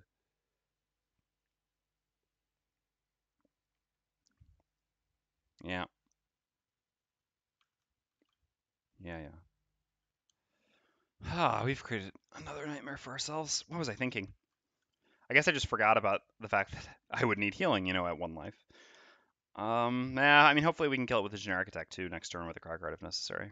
Or the Spellweaver maybe can kill it as well. I mean, hopefully before initiative. But yeah, no, quite dumb. So, if that's the case, the Cragheart, I guess, can go back and pick up this coin. I suppose that's fine because the goal for coming here is the Cragheart to get money. And so if he's just going to move and heal, it's fine for him to go there. So in that case, do we go here? Yeah, I guess this is fine as well. All right, so we'll attack Deep Terror number 7 with Cold Fire, consuming both Ice and Fire to make an attack 3, range 3, stun.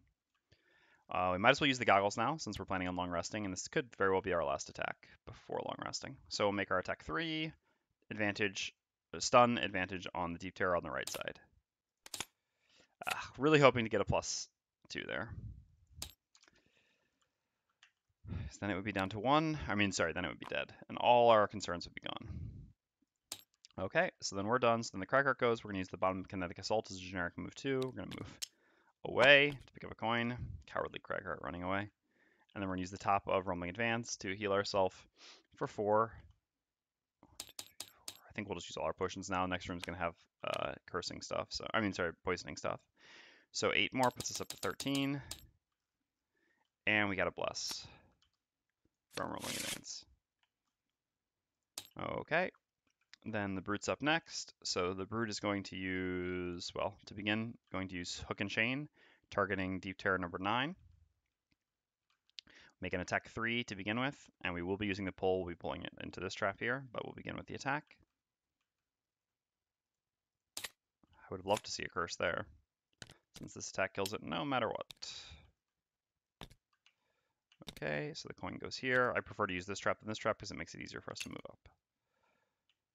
I guess there's an argument that we could use this trap to pull it into in the future, but I don't think we'll need that.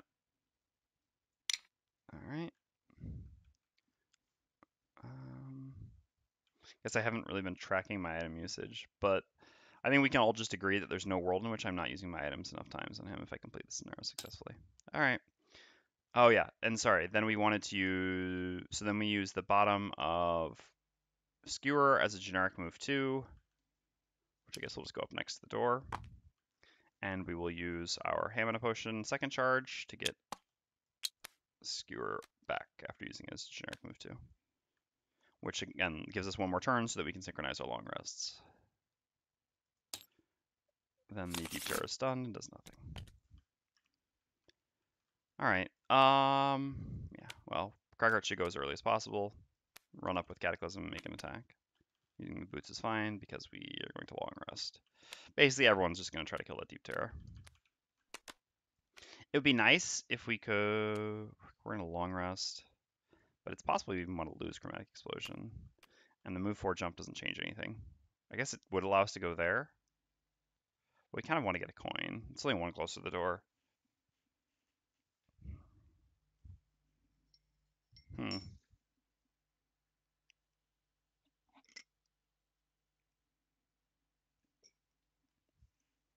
No, I think I'd rather get a coin.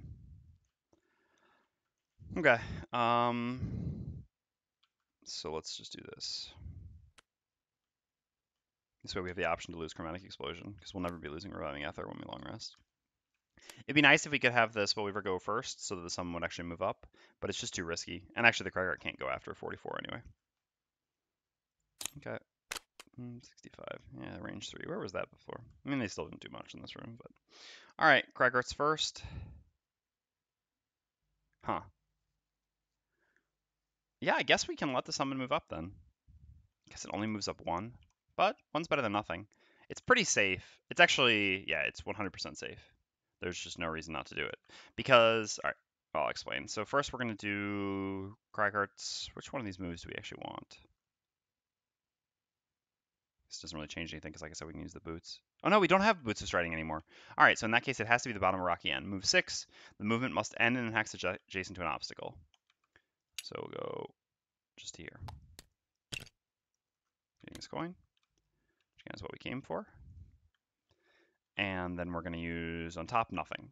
So there's a couple reasons for this. First of all, we would be doing a generic attack 2 here as the Cragheart on something with 1 health. So if we were to get a -2 or a miss, not only would we not kill it, we take 4 retaliate, which would be 2 lost cards because we have no cards in our hand. So here this makes sense. Now the more interesting one is the Brute. The Brute could get a guaranteed kill on it by just taking a step back and skewering it. Although actually there's no easy place we could skewer it from. But I mean, alright, we could also make an attack 5, which kills it short of a miss. But again, it's pretty greedy though, right? What if both the Spellweaver and the Summon miss? We're only getting 1 movement. I forgot that we have the curses in there. Because we have the curses, it's actually a little bit different.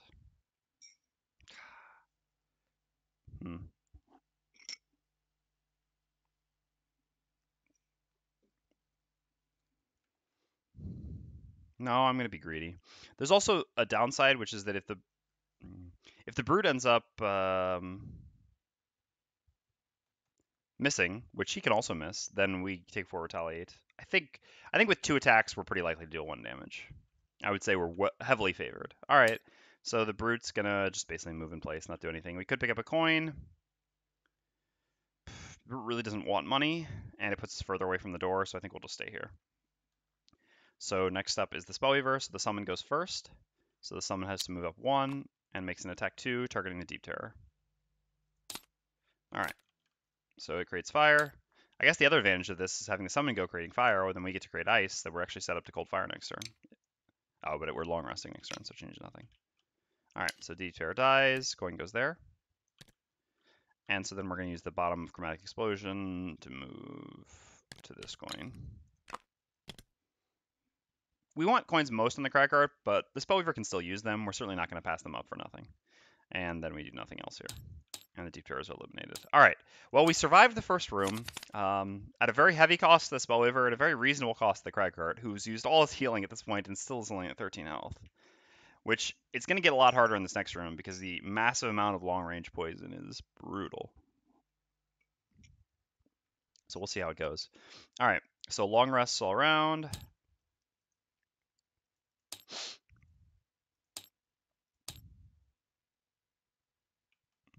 So I have to press this. Ah, there we go. Oh, really?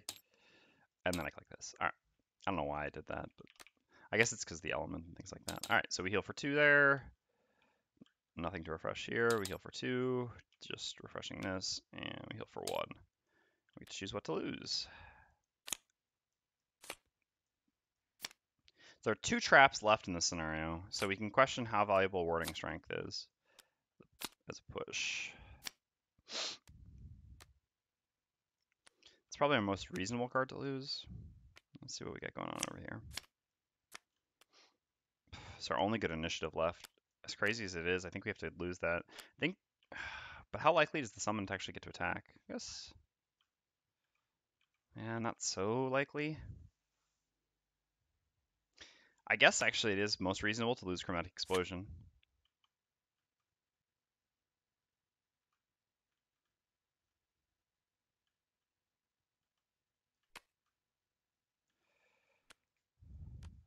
This allows us to, because we still have the element, any element in Reviving Ether, we can still do our combo of Engulf plus Reviving Ether, and then the following turn we can do our best initiative remaining, which is Frost Armored and Cold Fire.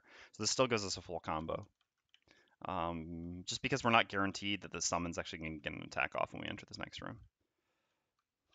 So that was relatively painless. Alright. And what about over here? I'd like to do healing before going in, but the Spellweaver just can't afford the lost longevity at this point, I think.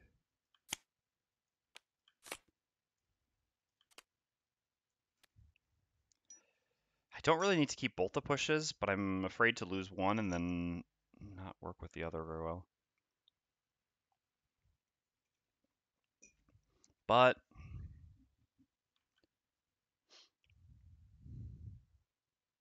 I think I will get rid of Warding Strength. I don't need the pushes on both of them. I mean, I could maybe, but I think that's just too restricting to try to keep both pushes. So I'll get rid of the push on him because the Cragheart's push and Crater is easier to use. Kind of. It varies because he has more movement in the jumps, but the Cragheart has a move 4 jump now as well. All right, so what card are we getting rid of here?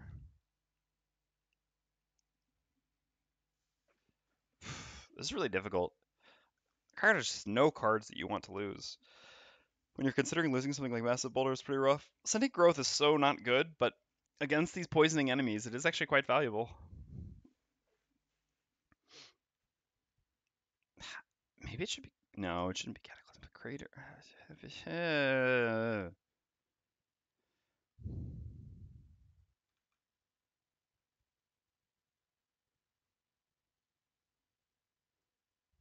I guess probably Kinetic Assault, actually. As crazy as that is. It is our least valuable card here. The initiative 19 matters, but we still got this at 21 and this at 23, this at 26. So while the 19 is still better, it's not that much better. I think this is the most reasonable card to lose. Again, any choice here hurts.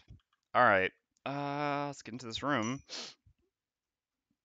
So how exactly are we going to do this? What's our plan? Huh? Guess we probably want to try to draw the enemies towards us. It seems quite reasonable. So what if we do a heal and we just move on to the door and then move back? And then that sets up like a dirt tornado the following turn. Keep meteor because it's more flexible. Yeah, I think that looks all right. We can use cataclysm now. I don't know that we're necessarily going to be using it in the next couple turns. Worst case scenario, if we see that the room looks like we want to use it, we can just hammer a potion it. All right, that looks good. I mean, the healing is just so valuable. Being at 15 health when we're going to this room as a Cragheart feels really bad because I know once we get poisoned, we're not going to have the option to heal anymore. So I'd really like to get as much health as I can. And pulling enemies back is generally quite nice. Now I do regret a little bit that the Spellweaver is standing right next to the door, unfortunately.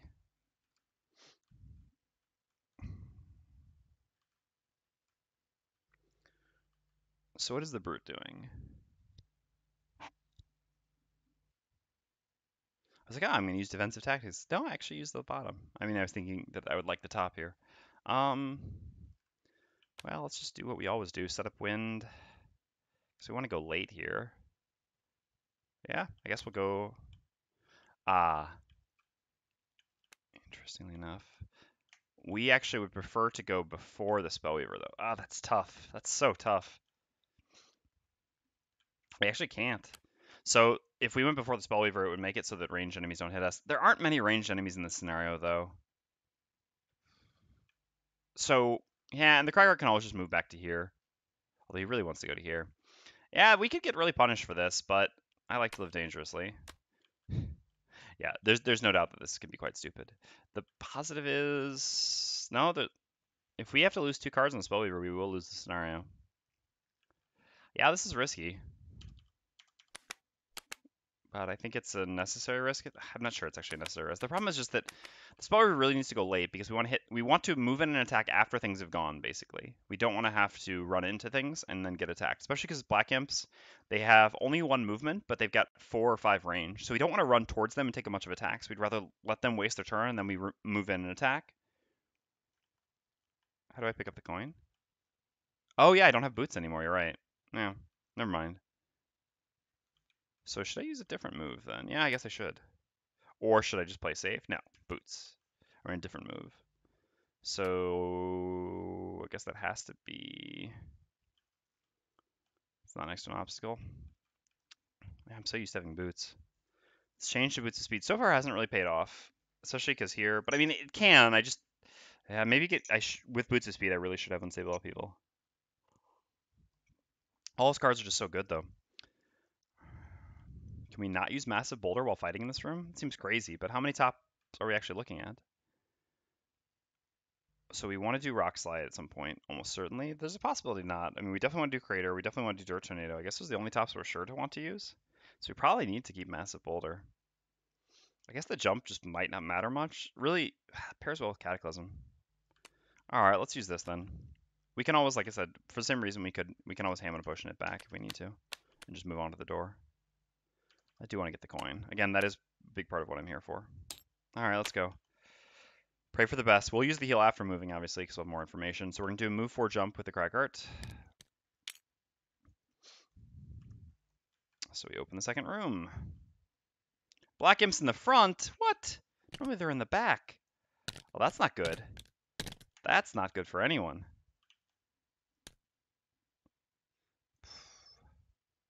Obviously, if I knew the layout of the room, I would have planned my turn a little bit differently.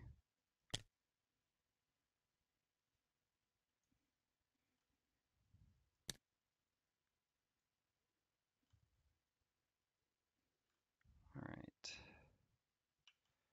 So yeah, that's actually all the traps, because these are the traps that we used in this room. All right.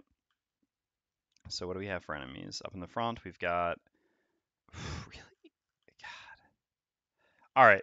Tell me that Black Imps aren't underrated. Seriously, tell me that they aren't. 1, 2, 3, 4, 5, 6 Black Imps on top. No, eight Black Imps in this room. 8. That's insane. They're so underrated. That's incredible.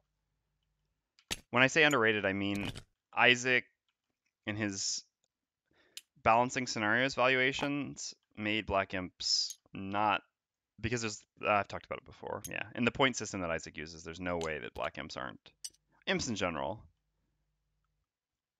aren't significantly undervalued when considering how many monsters to put in a room. And it makes sense when you look at it too. So these are supposed to be 1-point monsters, and a scenario is supposed to have what, 36 for 4 players, I think it is. So it's like, I want to say,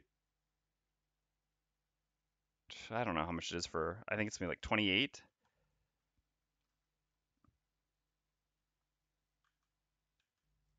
per for 3 players. I don't know how much it is for 3 players actually, but and that would make, I mean, at 28, you're just over 9 per room, and so you have 8 black imps here, and one. That's well over 10. Still, I have no idea how we beat this room. I hate black imps so much. We're gonna hit by so many attacks here. I really just thought they would be further back. All right. No, you're here. Imp, imp, elite, imp, imp.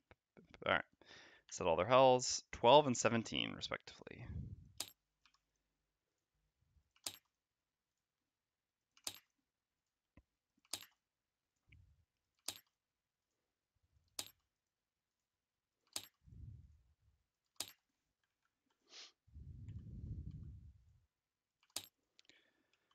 Oh, let's see what they're all up to. Do your stupid buff thing? No. Well, at least not the multi-target. All right. So let's have a look. 5 range for the elite, so it's always hitting. 4 range for them. 1, 2, 3. Yeah. So they're always hitting as well.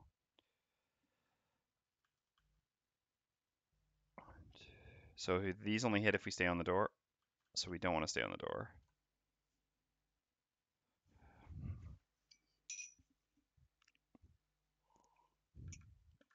So we're getting 3 imp attacks no matter what here.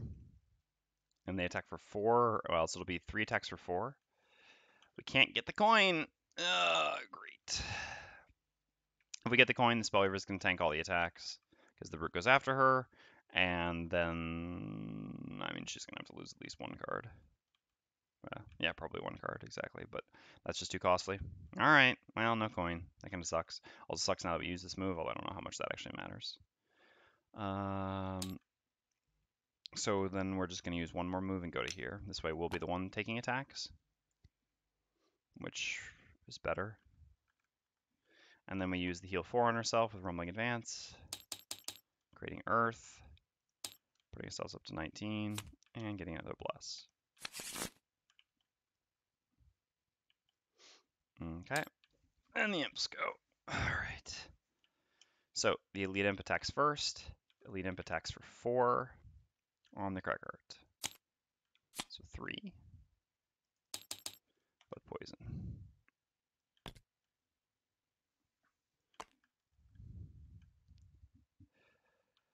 Alright, and then the other imps attack for 3 normally, but there's already the poison. I guess I should do them in correct order. So this moves here. 1, 2, 3, 4. No range. It is 4 in the range, yes. So these will all go up 1.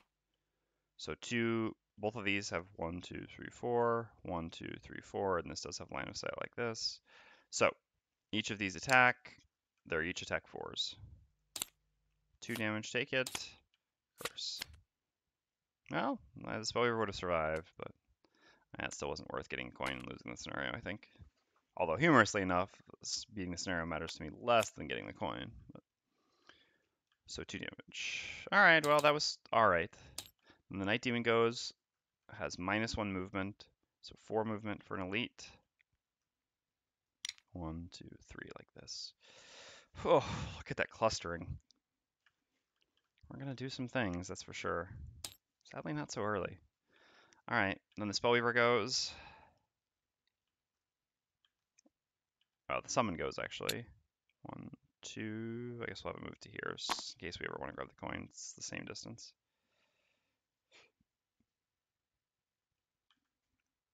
Because it has 3 movement.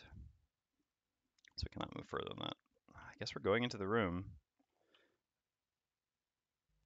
Most of them will be, I guess, the interesting thing is that they actually will never be attacking us, these other ones back here, because these won't ever move as long as we stay like this, so these won't ever actually be able to get past them unless they get +1 movement. But we still need to move up to attack, and then after that I guess we can attack and move back or something after stunning the front ones. Yeah, that actually works pretty well. Alright. So let's do exactly that. So we need to create, if we flipped, this doesn't really change anything. Yeah, no, we have to create ice with the bottom reviving ether, moving to here, so that we can get in range 3. And then we're going to use the top of Engulf in Flames, creating fire, making an attack 4. We're going to target the elite Black Imp. There's always I'm not a Dave the Mage. I'm not tracking the dark. This scenario actually constantly has dark. So unless the dark gets consumed for some reason or interacted with in some way, I just don't mess with it. Otherwise, every single turn I have to put this back up to here. It just saves me a little bit of bookkeeping. But thank you. Good catch. All right, so we're going to attack the elite. The elite can attack from further away and attacks for 1 more damage. It's also a little bit harder to kill because the attackers gain disadvantage. I guess that's another reason for not making a single target attack on it. But again, killing a front one just allows a back one to move up, so it doesn't really change anything if we kill one of these, whereas killing the elite actually, like I said, does save 1 damage per turn, which is not nothing. So yeah, we'll attack number 3 still, the elite, with an attack 4. Should we use the goggles? No, we want the goggles for AoE. We don't have mana bolt anymore. All right. I mean, that's fine. It would have been terrible if we got like that +2 into a miss/curse, but here, getting 1 less damage, the ice doesn't really matter. So our attack does 5 damage in the end, putting us down to 12. Then the brute goes.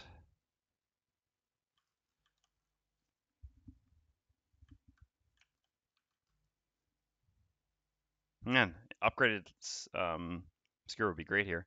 So we could actually just use the bottom of unstoppable charge as a generic move, and then use leaping cleave. This would allow us to go here and hit 2 targets. This isn't actually worth it though, so this would allow us 1 attack higher this turn, well, theoretically a bit higher than that because we're modifiers, but while getting 1 attack higher this turn, we wouldn't have the win set up for next turn, so we'd have 2 attack lower next turn, because Skewer is definitely going to be our best attack next turn. So I think it actually still just makes more sense to do this the correct way, so to speak. So we'll use, and we would have to use our boots. So we'll use the bottom of Leaping Cleave, creating wind, doing a move 4 jump, going, oops, to here. And then we will attack. I guess it still makes sense to hit the elite, right? Although I suppose our Skewer hits the elite next turn as well. All right, let's attack. Let's attack not the elite. This one actually, if we kill it, nothing comes up to take its spot. So let's actually hit this one. So we'll make an attack 5 on number 6. So we gain 1 experience, making an attack 5 when the top of unstoppable charge. Should we use our battle axe here? I'm not sure it's really the time just yet. The situation's not so dire immediately. And again, more damage in the beginning here doesn't change much because the enemies just replace each other. More damage later on can be much more valuable. So yeah, we'll hold on to that for the time being. So we'll do attack 5, targeting imp number 6. Okay, not bad. So 6 damage, putting him down to 6. And we're done. Alright, so the plan is the same as before. Want to go as early as possible, try to get away, and use a skewer. Same here. Cold fire, and run away. And the Cragheart. This is a little bit more interesting. The Cragheart's not actually in position to hit everything. So the Cragheart would actually have to move up, which we don't want to do early on. So the Cragheart actually wants to go really late, which is fine because Dirt Tornado allows that. We definitely want to use Dirt Tornado. And what should we use to move then? The Brute's not missing any life, is he? No. Spellweaver is missing a significant amount. So Sentient Growth would do something there. Oh no, we want to use Blunt Force, obviously. We want to get the strengthened on this attack.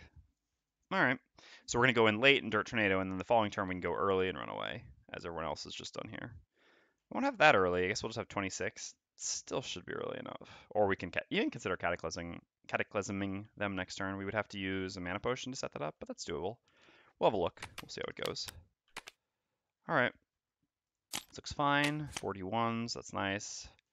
-1 move, but +1 attack. All right, at least they're going late. So overall, this is fine. Everything works out pretty reasonably here. I am playing Cursonado. Yeah, you can actually see it here. But so we're playing without stamina potions. We're playing with the Hamina potion. You can find more information for that in the description down below about the origin of this. But it's basically a fix for stamina potions, because stamina potions are certainly broken. So thus far I found, in terms of Cursonado, I mean, don't get me wrong. I'm still completely opposed to the existence of that enhancement slot. I don't think it should be there. I don't think on any attack like this it should be there. Isaac obviously agrees to some extent. Well, he believes that the enhancement slot should stay, but it should simply, there should be some sort of a scaling mechanic in terms of enhancement cost based off of the number of hexes for AoEs, and I think that's very reasonable as well. But anyway, in general, I think this enhancement slot is broken, but I think it's most broken in a 4-player party. In a 4-player party, I think even without stamina potions, it's completely broken. In a 4-player party with stamina potions, I think it completely warps the game. In a 3-player party with stamina potions, I think it's broken-ish, but not 100% broken, but still bad for the game. In a 3-player party without stamina potions, though, I found it to be very powerful, but again, it is still 150 gold enhancement. I think it's probably still too cost effective, even at 150 gold, even without stamina potions in the 3-player party. But I don't find it game warping. I've been happy to have it, but I don't really feel cheaty using it here. If I had stamina potions, I think I would be. And so that's why, like, in the end, I've been happy with the experiment of testing it without stamina potions. There are a lot of things in the game that, as it turns out, get fixed when you don't use stamina potions. Although Cold Fire is still broken. All right. So it's the Brute who goes first. We're going to consume wind, gain 1 experience, and make an attack for wound pierce 1. The pierce, of course, not mattering. We're going to skewer the elite and then regular number 2 in that order. So again, attack 4 wound each time. The first will be disadvantaged because it is the elite, and all attacks on the elite gain disadvantage.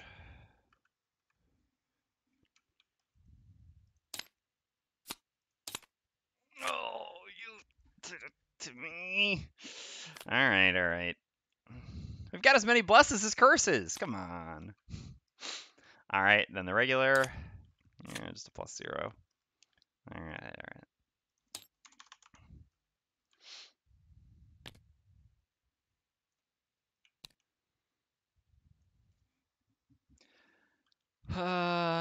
So then we need to move away, I believe. None of the imps will get to move this turn, so it certainly makes sense to run back. How much can everyone run back in our party is the real question. Well, I mean, I guess no one can ever run back more than the Cragheart can, since the Cragheart goes after them. So yeah, we'll just go 1, 2, 3 to the center here. This way we'll be the one getting attacked. Oh, the summon's going to get attacked, actually, because the summon's actually going to be... No, I guess it'll move to here.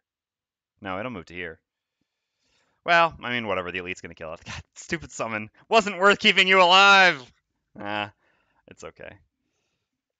I guess actually the good thing is the Night Demon will kill the summon, and then the summon will explode on the Night Demon. That'll actually absorb a big attack. All right, never mind. I take it all back, summon. I take it all back.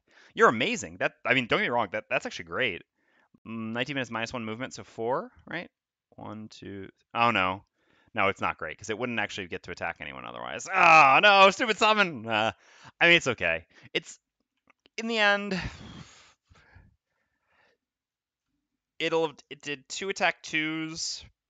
It'll make a 3rd attack 2, so it'll do attack 6 total, and then an attack 3 on the Night Demon. So that's, yeah, attack 9 total. Yeah, that's not worth it, for sure, but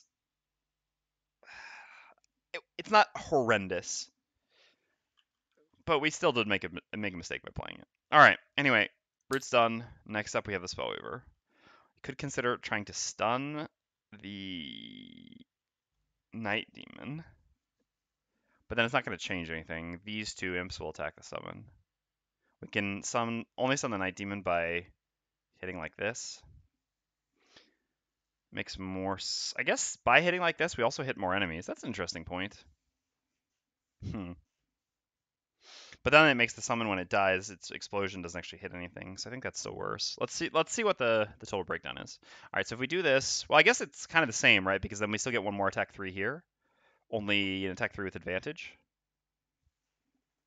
This room, a 2 HP summon, tank the room for 1.5 rounds. What? Interesting. All right, so if we stun all the enemies in the front, there will be no actual attacks on us this turn. That's the advantage of this, I think, and that's the reason why I think this is worth doing. If we go like this with the diamond, yeah, then only the night demon will get to come up and kill our summon. So our summon's dying no matter what. Otherwise, if we stun like this, then one imp will attack the summon, which presumably kills it, and then so this one imp will still attack us. So by attacking like this, we get 3 of our attacks here, plus the summon dying on the night demon gives it 1 attack. And I guess also there's only no, there's more than 1 attack on the summon actually. If we stun the night demon, no. I mean, I guess either way, the imps will always kill the summon because the summon will be up here, so these imps will also hit it. So it doesn't really change anything in that regard. So preventing the night demon from hitting it is just really moving in attack 3, but we also get another attack 3 here. That's actually tough. Oh yeah, the summon. I mean, yeah, the summon does take action first, right? I should always do this regardless. We can put it to either of these spots. Here just makes more sense. No, I guess it would. Well, no, it can go to either of these. Its focus is the elite no matter what, because it focuses from here. Yeah. So anyway, it attacks the elite, creating a new fire, making an attack 2 with disadvantage, targeting elite. Ah, beautiful. What an amazing summon. That's second attack, which has done nothing. So yeah. Man, this is really tough.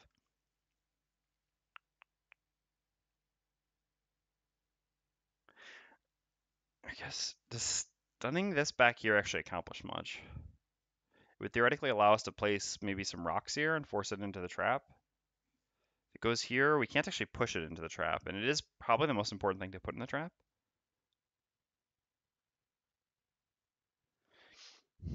The problem is, if we stun these, yeah, we'd never get attacked. Whereas actually, if we stun like this, so this one will attack the summon. If this kills the summon,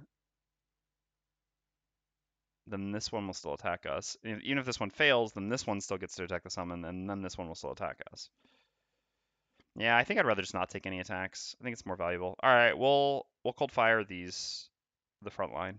So we'll do 1, 3, 6 in that order. So it's consuming ice and fire. We'll get an attack 3. I wonder if we should use our power potion here.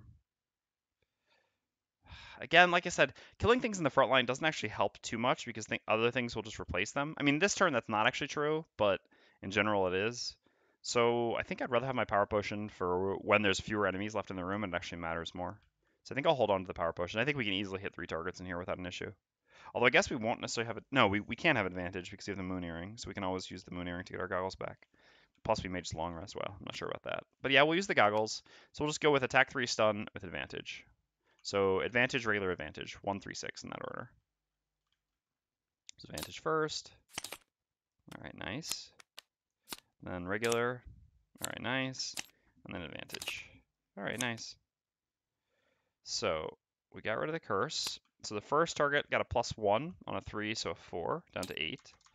The second target, it was a +2. Yeah, so +2 and +2. So +2 on a 3 is 5, so down to 7. And then +2 on a 3 is 5, so down to 1. All right, and they're all stunned.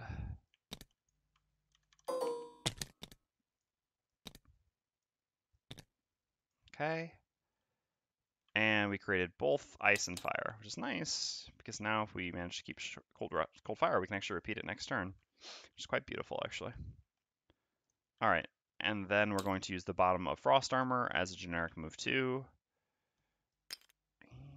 And I think we're just going to move back to the coin. Like I said, we want the Cragheart to get coins most, but it's not sure that he'll ever get that coin, and I mean, it's valuable to us. Also allows us to be further back in case we do decide we want to long rest, which is just safer.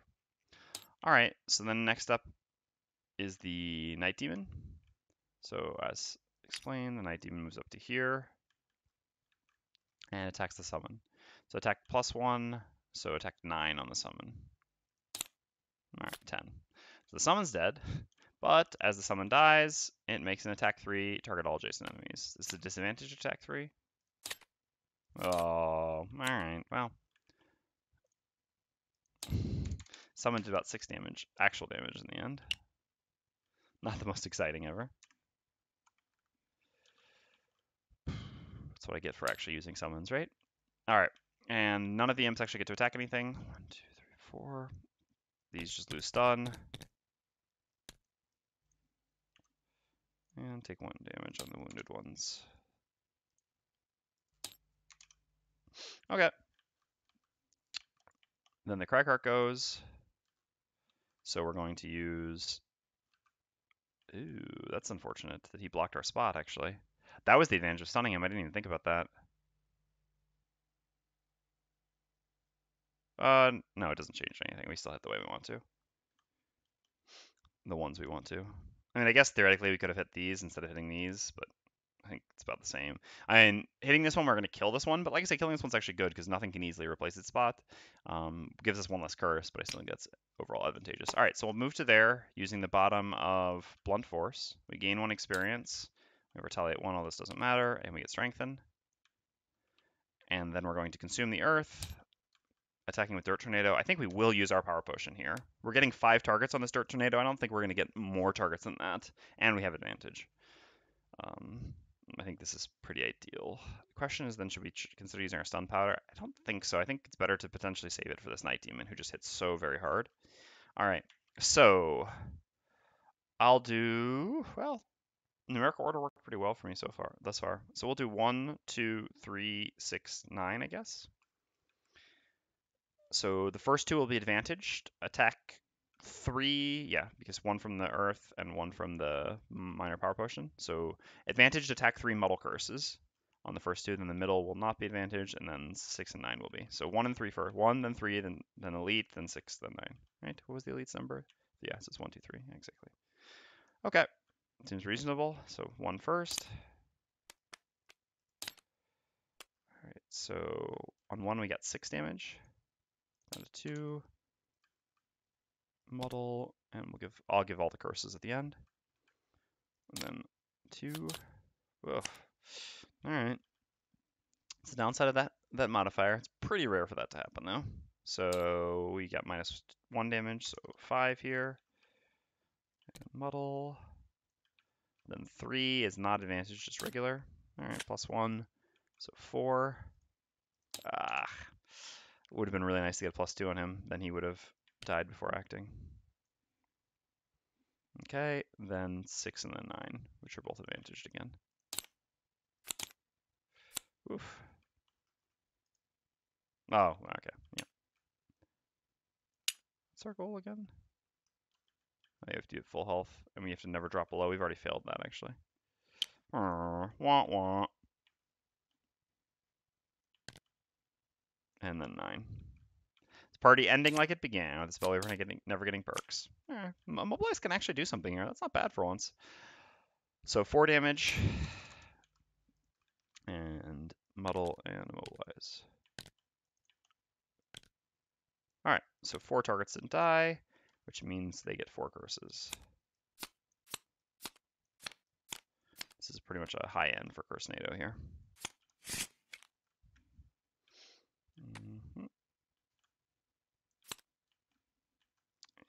And so, like I said, do I want to Cataclysm them? I don't think I actually need to in the end, because the Spellweaver can go here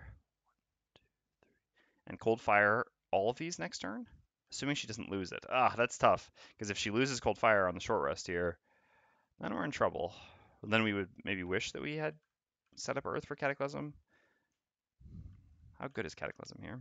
I mean, we basically kill most of these, don't we? Yeah, we do. And we have advantage here. I think that's actually got to be worth doing. It ruins... all right, so if I know for 100% that I get to keep Cold Fire, then I think I always Cold Fire. The other problem is actually, no, it's just impossible to rely on Cold Fire. Here's the reason. We need to keep Cold Fire, but we also have to go before 43, because the Imps at 43, it's too much of a disaster if we let them go, right? And we have 44, 80, 67, and 20. But we can't lose Cold Fire We can't lose this because we need this for initiative, and we can't lose this because we lose the scenario. So we literally have to lose exactly Engulf in Flames, which there's no way we can make that happen. We could have actually used Hamina Potion to get this back, and then we would have had, we would still have a poor chance of being able to keep the 2 cards we want on a short rest. And the Hamina Potion would be doing very little. No, this just wasn't worth it. All right, so then I guess we should go for Cataclysm. This just makes sense. So we will create Earth using our potion and try to Cataclysm all those silly imps. The problem is we're going to put ourselves in range for the back imps at some point here, but I think this is worth it. I mean, we've got 10 cards. We can afford a loss. No concern with that. The other issue is we do have kind of not amazing initiative here.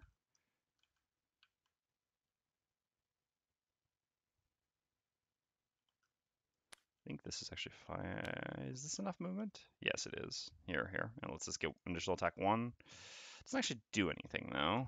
I guess it doesn't attack 1 here, but maybe rather save this, because it can still be useful. Guess I'm not close to using Rocky End anytime soon, and having all that movement also really doesn't matter here, because we don't actually want to advance that much just yet. So I suppose I can play that. All right. Well, we should still short rest in the Spellweaver, because we can still get lucky. Come on, Engulf! Oh, no. That's the worst.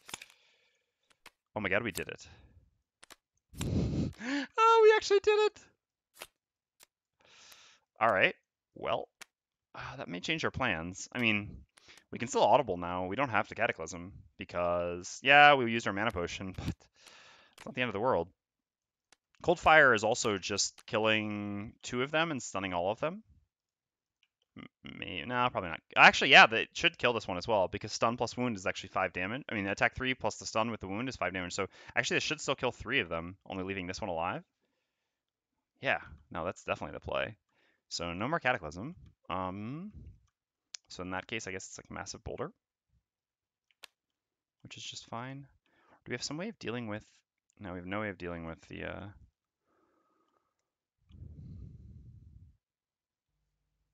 Him. We could move up and you Rock Slide. That's interesting. Problem is that puts us in range of them, right? No, they have 4 range actually. So if we go to here, 1, 2, 3, 4, we can drop a rock here. We can also drop a rock here, which damages all the relevant parties. And then with this rock here, with their 4 range, this one won't actually do anything. 1, 2, 3, 4, and then this one will walk into the trap and die actually. So yeah, Rock Slide's very good here. So let's actually use Cataclysm for movement. Well, in the end, the Earth we created will do nothing, but it was better to be safe than sorry. As if we would ever count on getting lucky. With our luck? No. No. We have this trap, but he's 1 too far from us being able to pull him into it.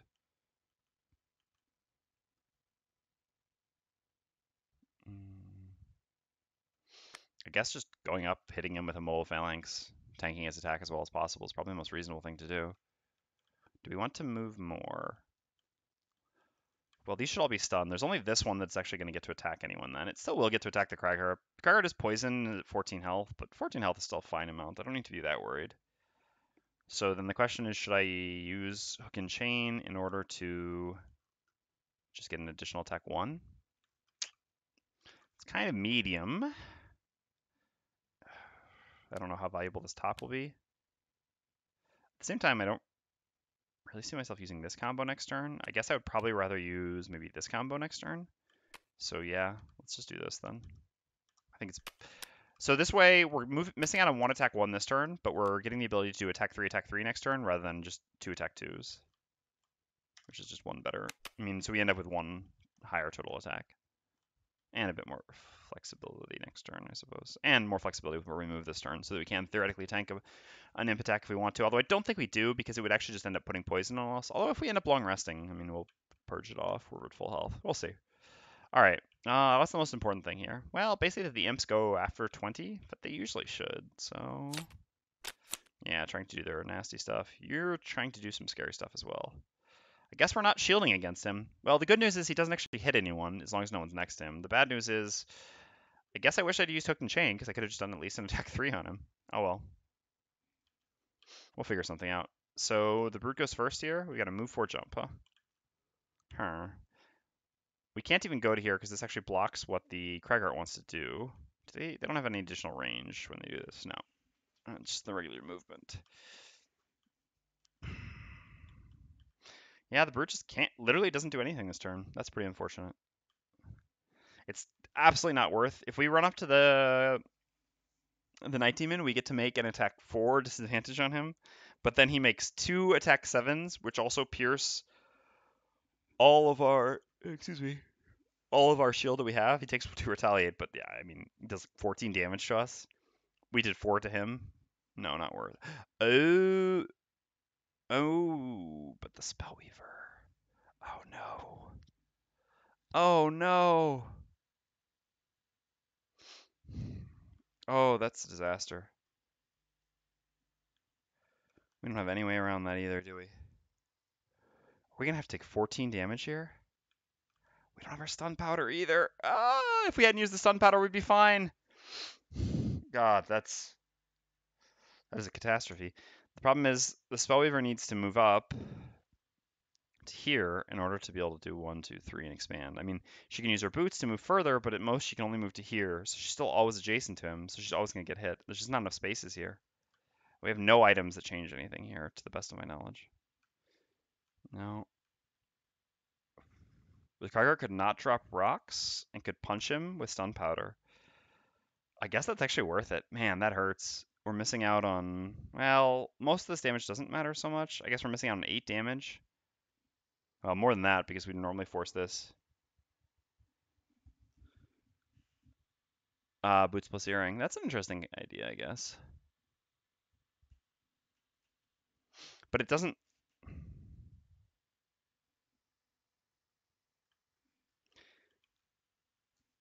How do we move though is the issue.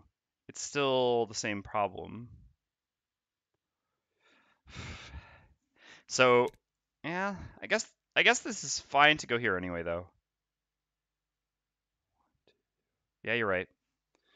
So, the problem is we would have to kill the imp before she moves, but if we have to kill the imp with the brute, then the brute has to go to one of these spaces anyway. But that's not actually true, I guess. The brute can go here and attack this, and if he kills it, then the Spellweaver can go here, making disadvantage, although, yeah. If Spellweaver goes there. No, these still can't hit. This one doesn't actually die to the trap, so actually will get to hit her. Do we actually lose a card if we do that, though? We're at 6 life. Attacks are -1, so 2. We have a decent chance of having to lose a card if we do that, though. So this one survives and isn't stunned.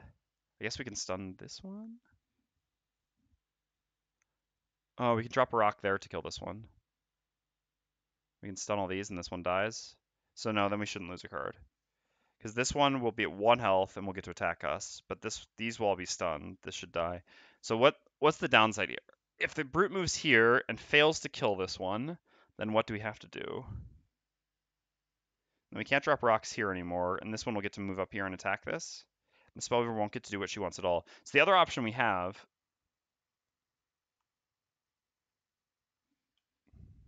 Oh, the Cragheart being the one to kill this?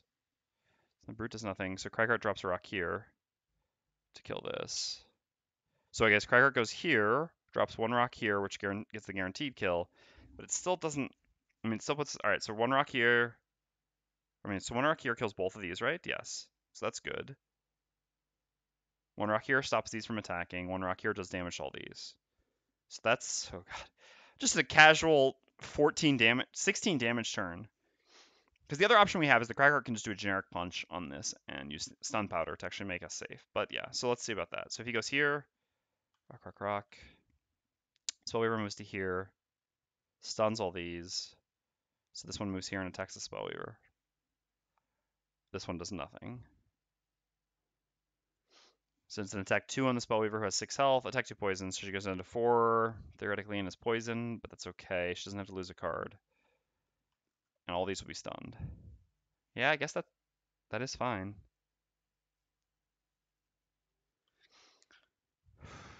We have to be careful, though, for the following turn, is the issue, right? Can they go early and protect her? Is the issue. I'm not sure, but it's probably worth it. I can figure out a way. Yeah, this is, I mean, there's a real big risk on this, actually. The risk is that, I guess we can actually just Hammer a Potion back Frost Arm. We go at 20, it should be before the Imps, and then we can theoretically run away. Problem is we don't actually have anywhere to run to. Yeah, so the biggest issue with this is we're going to put the Spellweaver in the front line.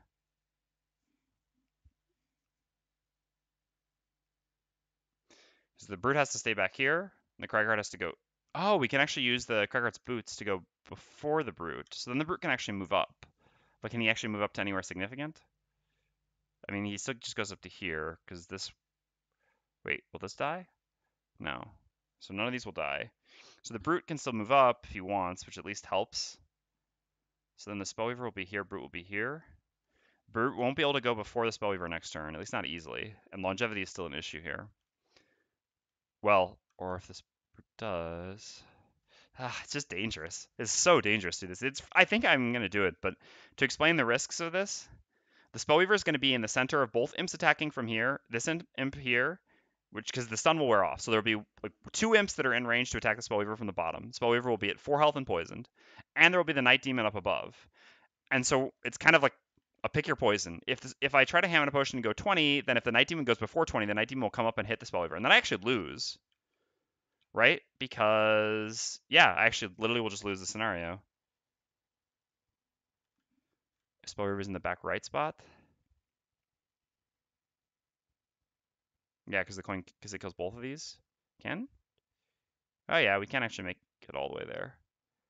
So then the imps don't threaten us, so there's just this. So then we just have to go after the Brute the following turn. Alright, yeah, you're right. That solves that problem then. So then the only way we lose the scenario is if the Night Demon does a multi-target attack. Of which he has, I think, 2. God. Can we not? Oh, no. 1, 2, 3. Oh, no, we can't. Yeah, you're right. Yeah, no, we can't. Man. Yeah, there is going to be a rock in the way. This is so tough. This is such high upside, but it's so dangerous.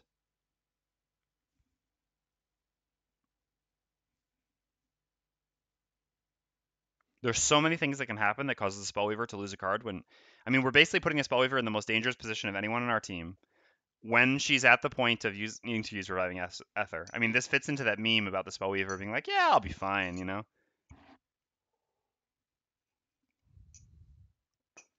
An Invis Cloak would be very valuable here. Definitely not better than Second Skin in general. But, oh, man, but we get... So the other option, like I said, is we just punch him and stun him.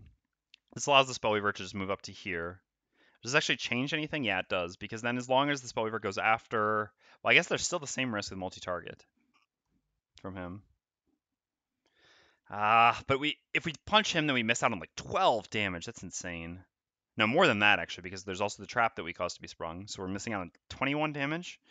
I think I'm going to take the risk. I'm not sure if this is the right decision, but it's just too tempting, I think. There's definitely a safer line, but I'm not sure the safer line is correct. All right, let's go for it. So let's use the Boots of Speed on the Cragheart to reduce his initiative to 16 here, because it's still the beginning of the round. So then the Cragheart goes first at 16. So we're going to move up to this coin here. This isn't going to end up mattering because we're not attacking this turn. At the very least, we got a coin, even if it all goes wrong. All right.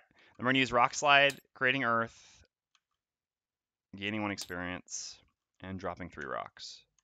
So 1, 2, 3, 4. Rock here. Rock here. And rock here. So let's assess the damage. Down to 6. Down to 10. Down to 3. And then these 2 die.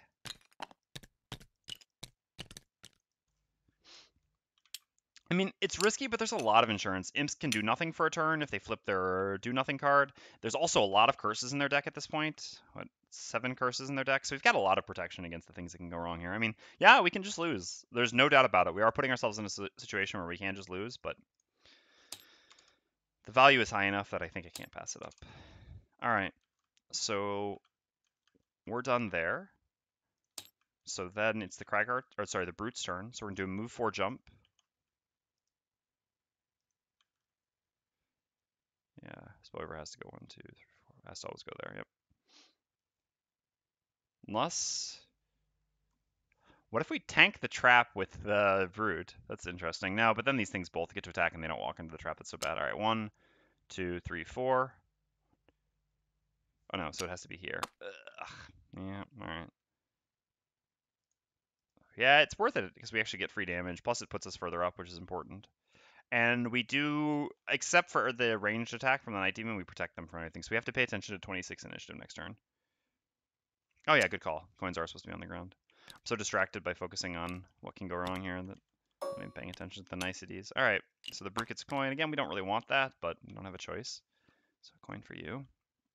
And then we make an attack 4, shield oneself, targeting the Black Imp number 9. Yeah, we don't have any items to change things here for us. Classic. All right, that's okay. Oh, yep. You're right. I did forget to get the. I was thinking about him too, but I just forgot it. I'm more focused on what's going on down here. Good catch. Thank you. All right. So Brute's done. Now it's the Spellweaver's turn. So Spellweaver is going to use, as spoken, Boots of Striding plus Earrings, and then Boots of Striding again. And we're going to use, I think, the goggles while we're at it. We'll see. All right, so we've got 6 movement total on the by using the bottom of Frost Armor as a generic move too. 2, 3, 4, 5, 6 onto the coin here.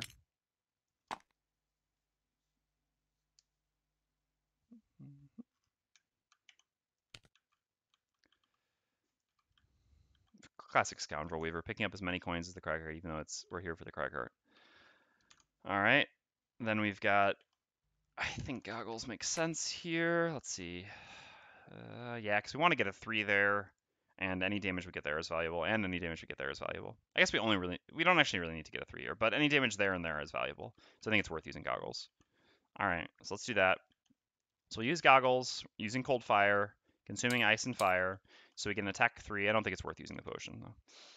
Attack 3, targeting 2, 5, and 9. No, that's silly. Let's do 2, 9, 5 in that order. So it's regular, regular, and then advantage, because we have advantage from the goggles, but disadvantage for adjacent targets. So like I said, regular on 2, regular on 9, and then advantage on 5. Okay, so 4 damage, 3 damage, and then the advantage 1. Nice! Did it in the right order. What's going on here? I guess when some things go badly, other things go well. So it was 4 damage first. Well, unfortunately, wasn't the perfect order. This would have been the perfect order, but so be it. So this one dies. And then up here, it was, yeah, just 3 damage. So he should be dead if the Brute had succeeded in killing him, like you're supposed to. And then here we got 5 damage.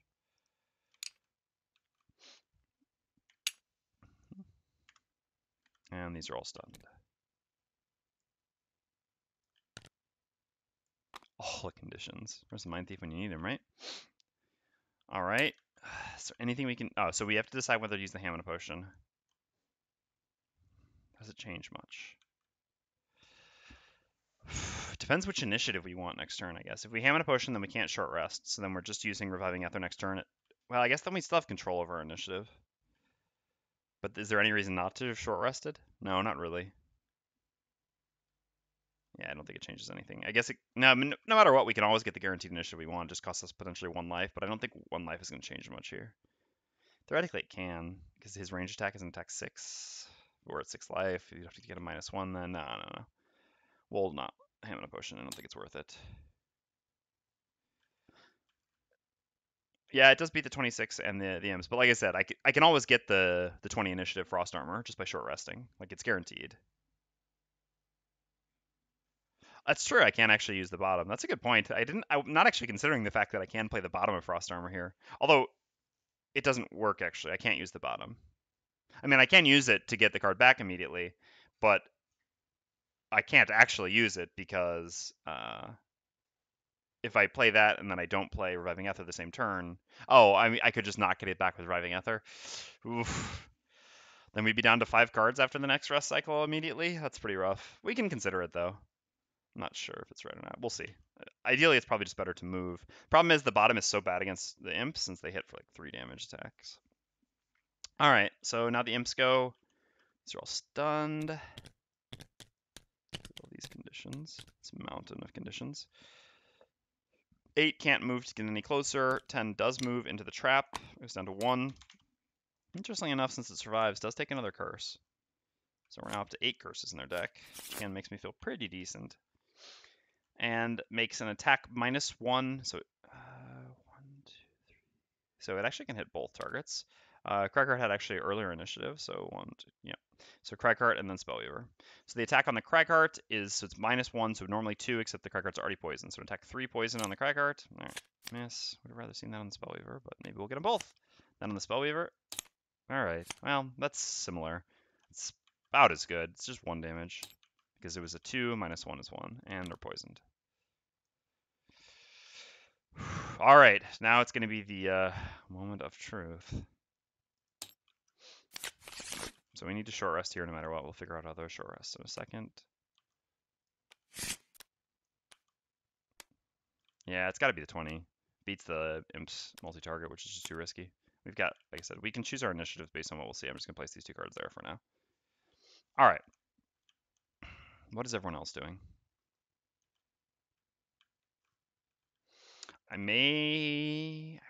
There's a decent chance that I should just short rest early on the Brute. We'll see. What can the Cragheart do? Sentient Growth here is actually pretty decent. It gives me a heal there, plus these 2 attacks. It's kind of alright. But there's also just this Night Demon that still needs to be dealt with. I have no idea how. Push, unfortunately, doesn't quite deal with him.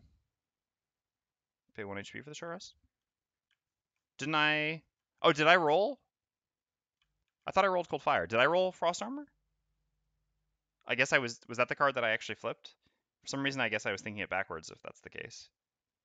Was that the card that I picked on the short rest? Was Frost Armor? Is that why I need to pay 1 life? I don't remember now that you say this. For some reason, I thought I flipped Cold Fire, which is why I got to keep Frost Armor, but it's possible. Ah, crap. All right, let's go to the VOD real quick. I'll double check.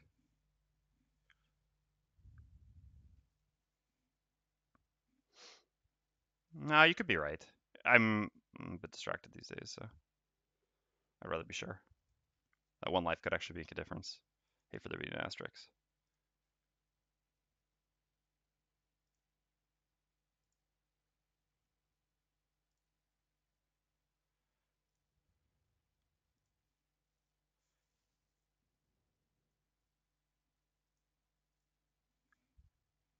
You rolled armor. Definitely need to pay. Okay, thank you. Good catch. All right, I don't know why. Yep. Yeah, I don't know. I don't know why my brain's not functioning correctly. Thank you for the catch. All right, so the real question now is, do we have any way of dealing with this Night Demon? I think the answer is no. Just provoking roar when you need it, or defensive tactics.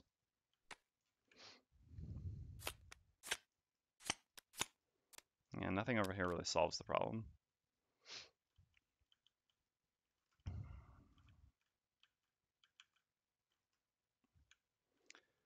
We got rid of warding strength, so we can't combine 2 pushes to get him into the trap, unfortunately. He's 1 too far from the trap. He's 1 too far from this trap as well, but also we kind of have to advance to protect the Spellweaver. Maybe not. Also, don't have good initiatives here. What do we have here? Skewer is not great. We don't have element for it right now anyway. We can beat initiatives by going at this. The imps shouldn't attack the Spellweaver at 20. I'm not even sure if it's possible for the imps to attack the Spellweaver at 20. So she can always move away from them. The question then just becomes the Night Demon. But right now the Night Demon shouldn't hit her, and she gets to recover at 26 before it can do multi-target. Otherwise it just goes up and attacks one of the melee people. So I guess it's not... I guess it's probably safe. So I guess we don't need to do an early short rest. Just play our 2 cards. I'm not sure exactly what we're doing with them. But we definitely should go with the earlier initiative. So what is the Cragheart actually doing? The Cragheart does look more awkward here. Can't really do anything that's very effective. think we kind of just want to retreat. Probably should just play our earliest initiative as well. And how good is Sentient Growth as a top, maybe? Well, the Brute actually doesn't need healing. We could hit the Spellweaver, but she's probably going to have to move up. I guess in that case we can still hit the Spellweaver. But she's actually the earliest initiative, so she actually can't move up next to the Night Demon. I guess that's the issue here as well. She doesn't actually have the luxury to move up, unless the Night Demon goes before. He should probably go before 20, I guess. I think he's more likely to go before 20 than not.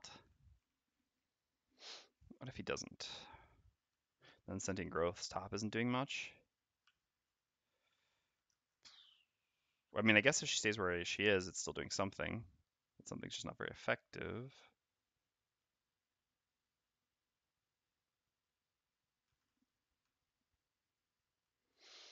I don't know.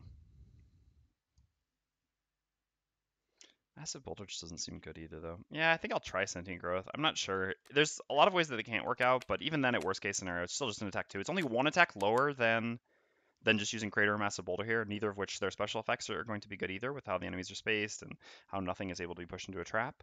Whereas at the same time, it has the potential upside of, being able to heal off the poison.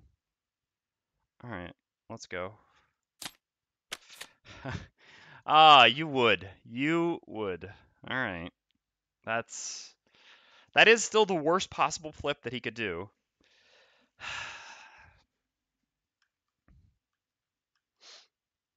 But I mean, so we're gonna have to lose a card immediately, right after reviving Ethering. Man, it's such a dick move. Come on. All right.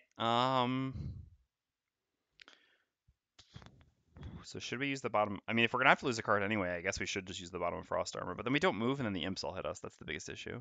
Let's see how many will actually hit us. So this one, even if we move, it's always hitting someone. I guess the problem is it's hitting us. With Frost Armor, this is actually pretty bad.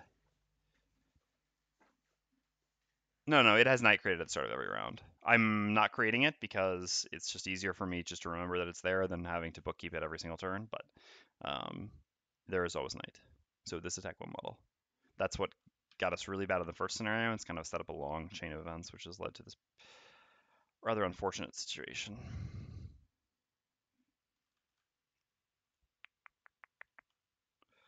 All right. I don't see really a better line.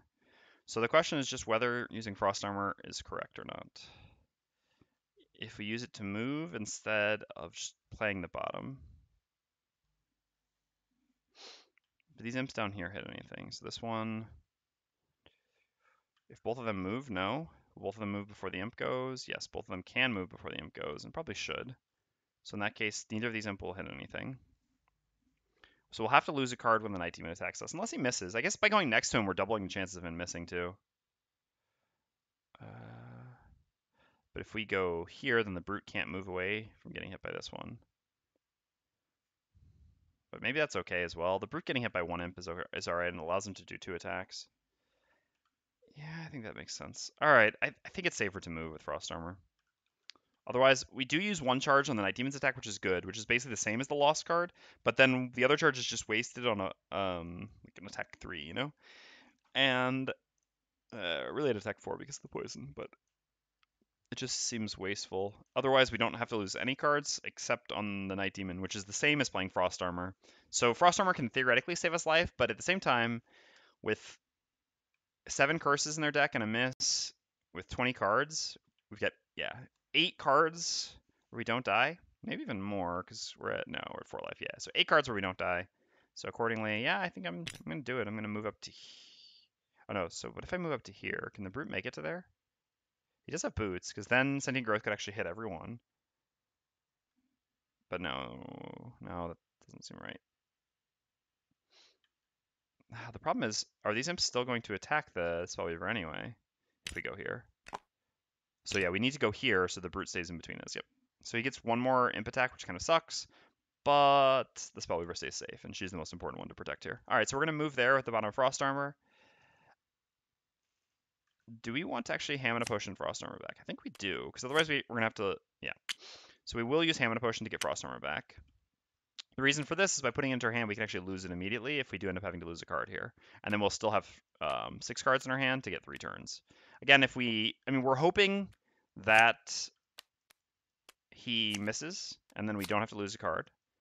And if that's the case, obviously we would have preferred not to waste our Hamana Potion, but that's a very good situation for us. It's better to prepare for the worst rather than to, I mean, assume the best.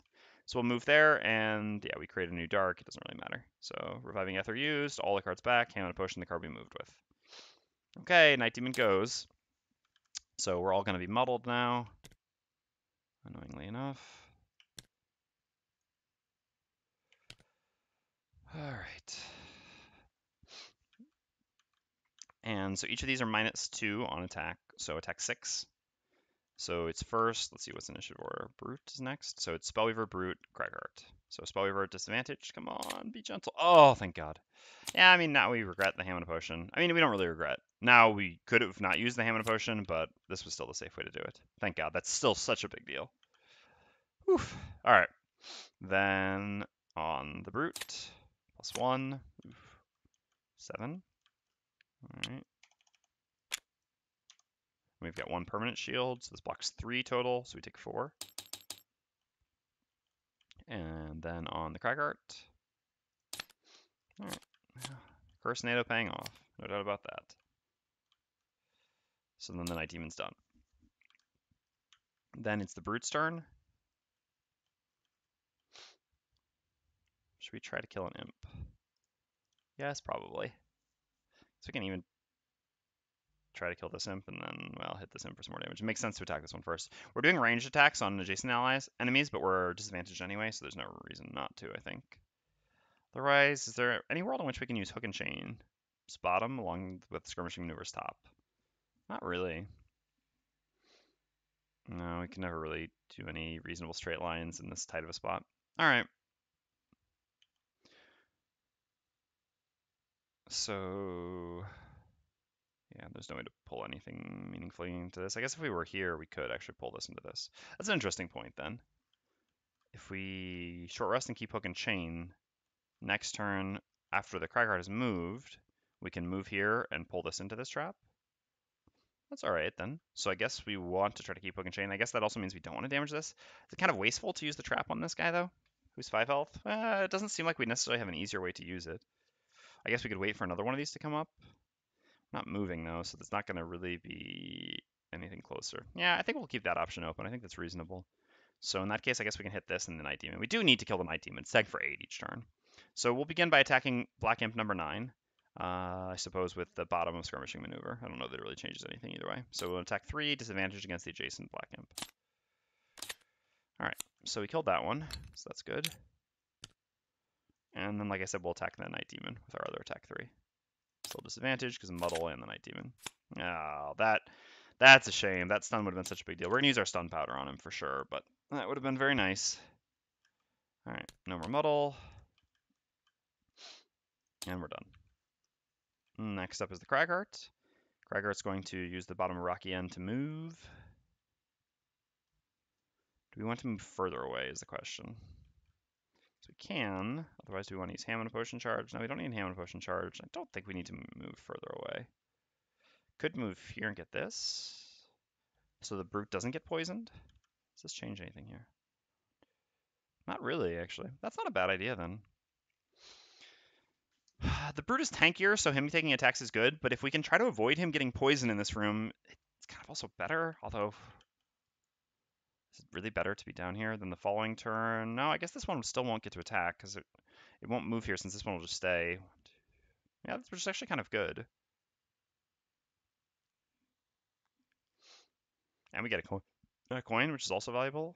Yeah, sure, alright. I guess the downside is we're leaving the Spellweaver next to the Night Demon with nothing else, but then the Spellweaver can theoretically move up at some point.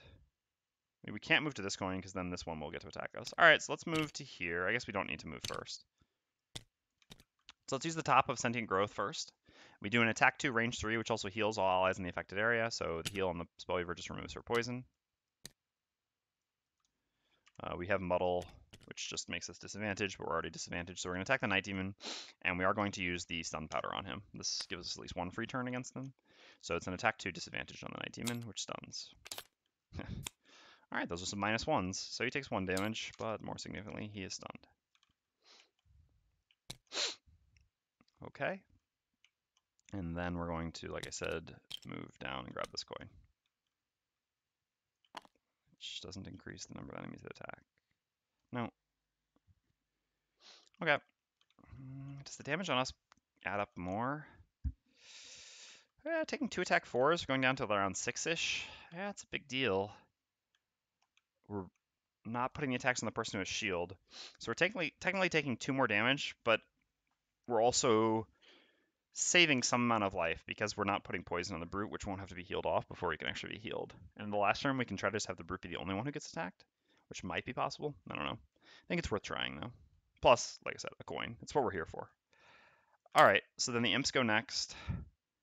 So, well, this imp will move to here, and then these both will attack the Cragheart. Yeah, I guess the advantage of this, like I said, is that also, because 10 doesn't move up, 8 won't move up. If 10 had moved up to here, then 8 would eventually have a path up, but this way 8's just going to stay blocked behind 10, which is quite nice. All right, so 5 and then 10 both attack the Cragheart. The attacks are 3s by default, but the Cragheart is poisoned, so attack 4s. So 5 damage, take it. And a curse, nice. Like I said, curse is paying off. All right, so brute long rest. No, I don't think so. Can the Cragheart play these cards? No, I don't think so. Cragheart's cards kind of suck. Brute should definitely be doing short rest here, no doubt about that. Okay. Losing Leap and Cleave is kind of unfortunate because it ruins our combo a bit, but Skewer is still good even without Leap and Cleave, and I don't think it's worth re-rolling here. We really do want to keep Hook and Chain because, like I said, Hook and Chain gives us an easy kill on one of these imps, on that imp there. All right, so yeah, then I guess the Cragheart's turn is fine here. We're just gonna make an attack 3 on the Night Demon. I don't know that we can really do that much better than that, even if we short rest. And initiative doesn't matter because the Night Demon's stunned. The Imp is dying to the Brute, so we don't really have anything else to be concerned with right now. Wound on the Night Demon would be good as well. I suppose we should save our really good initiative for. So we have to move here to get this pull off. So what do we want to? We want to go before the Imps theoretically. But how early do we actually need to go? Guess we can use a mobile phalanx. I'm not sure that that's going to be very good anytime soon. What are my following attacks that I'm going to use? I guess, yeah. Unstoppable Charge is similar to mobile phalanx at this point. It's 1 lower attack. Theoretically, this is 1 more attack. This should stop around 2 damage in a turn.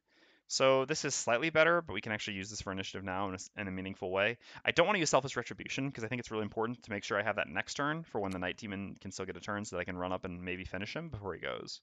So I'd rather use my second best initiative to make sure I still go before the Imps. Otherwise, I could use Skirmishing Maneuver, but I'd rather not use Skirmishing Maneuver, just as a generic move because this bottom is so valuable. And after that, my next initiative is 35 or 40, which is much worse. So 40 does still beat their 43, but obviously they can do a lot of things which aren't the 43, so I think the 17 still makes this pretty safe to make sure we can kill this imp and just eliminate 1 more attacker before they go. Alright, so the Spellweaver, what are you doing? I guess you want to set up Cold Fire. I guess that is one reason we don't necessarily need our best initiatives the following turn, because Spellweaver can actually Cold Fire the Night Demon. Stun him. No, I still think this is fine.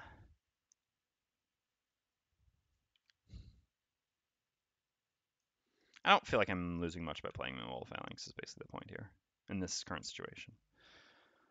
All right, well, we want to set up Cold Fire. There's only one way to do it. Do we want to go later so that we can move down? Moving down 1 isn't bad. It allows us to potentially not get hit by him if we play with initiative. And we're still pretty safe. But at 44, we're still going after him. So I guess it doesn't really change anything. And the imp shouldn't. I guess imps can hit us. With 44, they can hit us as well, though. It doesn't actually change really anything there either. I guess. No, so we want to go after 44, but I guess we should really just go as late as possible so that the imps blow. No, but I mean, it really doesn't change anything. The multi-target is at 44. They've got no other multi-target. So, yeah, I guess we'll just. I don't know. I think neither choice really makes a difference. I guess this lets us go after the Cragheart, which theoretically could change something. I don't think it matters either way. All right, let's go. No, that's not a problem. That's actually fine. All right, so they all heal 1, which is, I mean, a little annoying since this one's going to go back up to 2. I don't know if that actually changes much. The shield's not going to matter because the trap is going to kill this one.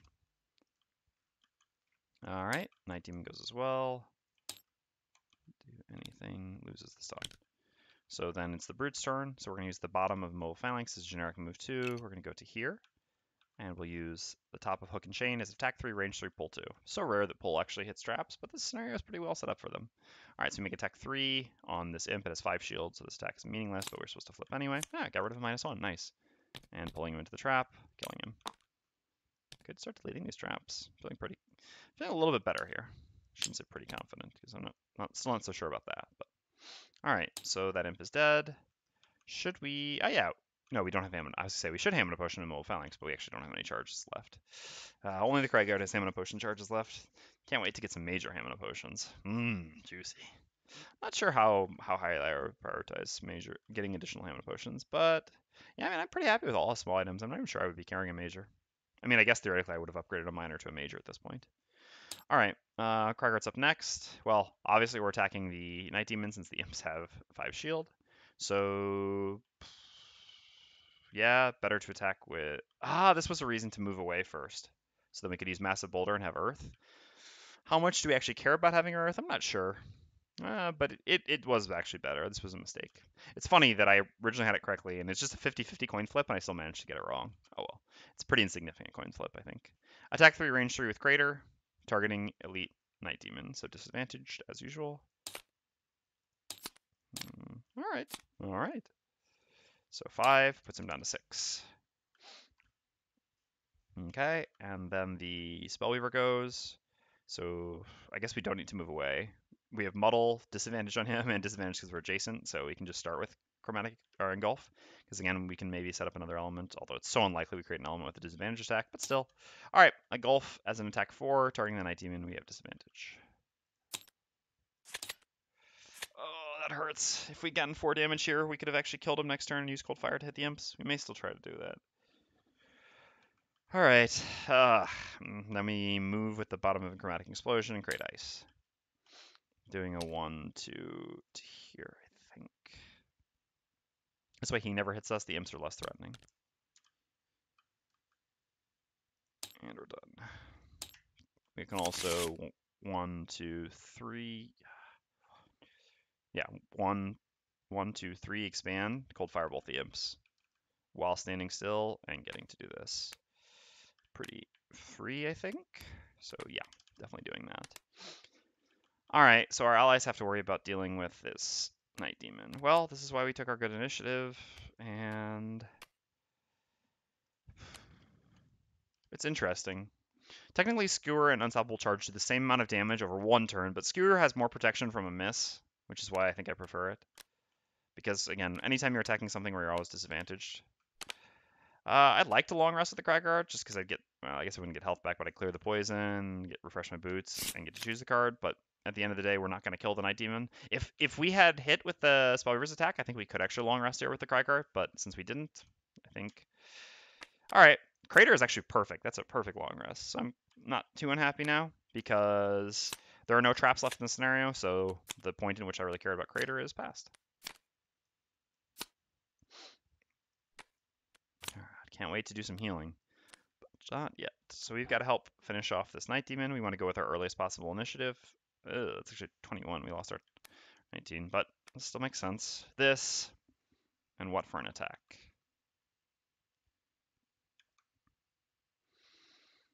I guess the attack 2 plus the attack 4 should kill.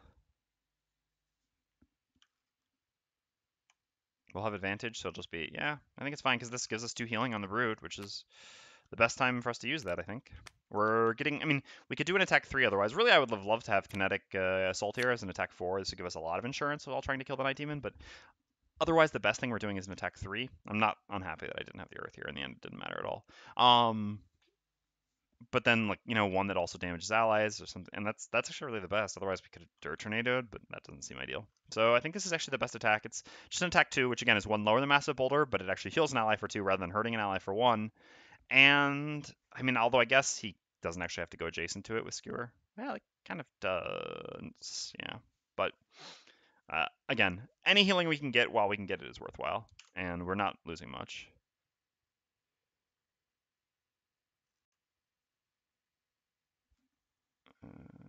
It's weird. My chat. Oh, it's because I'm still on the VOD. Oops.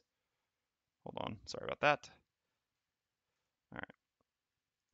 Sorry if I missed anything in chat. I checked the VOD, and I don't have 2 monitors, so I forgot that I was actually on the VOD. I tapped out. I was like, that's weird that the chat says that. That was a while ago, because I saw something else on my tablet. But yeah. All right. Anyway, let's get to it. I think this plan is good. Of course, now they do the nothing when it doesn't really matter when I'm going to stun them anyway. You imps. Does this mean I should stun the Night Demon? Still getting an attack 3 on both of them. Well, one thing's for sure, we're healing ourselves for 3 with the bottom of Mana Bolt and getting strengthened. How likely is it we need to stun the Night Demon?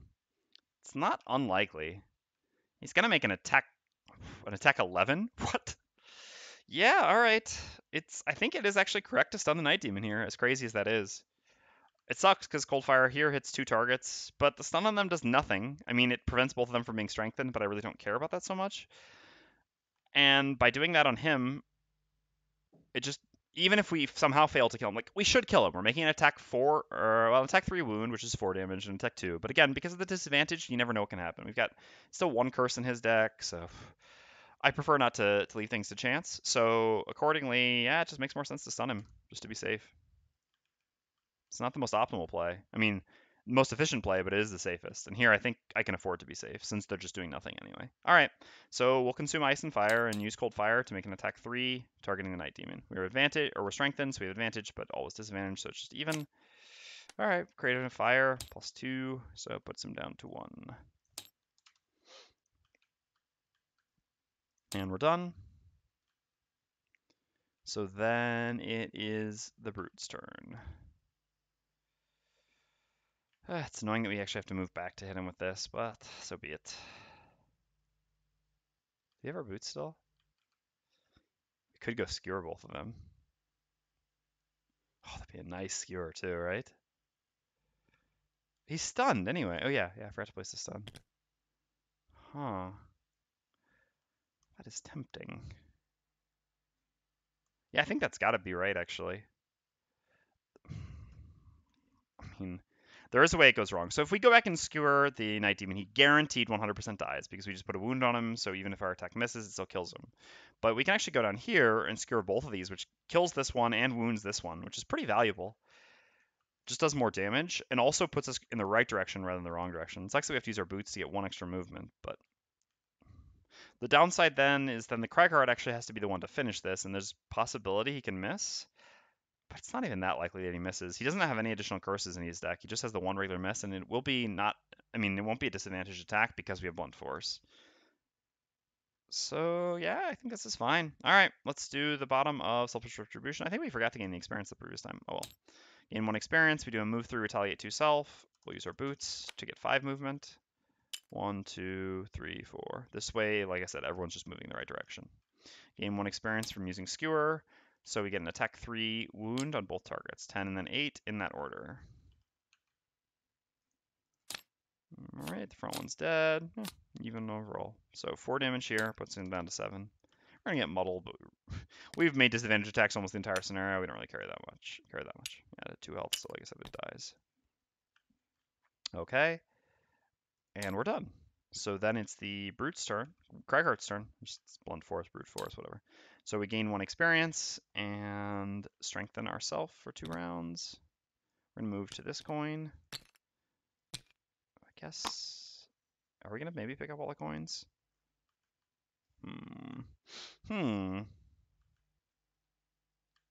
What's really painful is we're poisoned. We've still got our heal 4, but we're not actually gonna be able to use it on ourselves. We have no way of removing the poison without a long rest, so we would waste the heal 4. So it actually just makes more sense probably to heal the Spellweaver with it.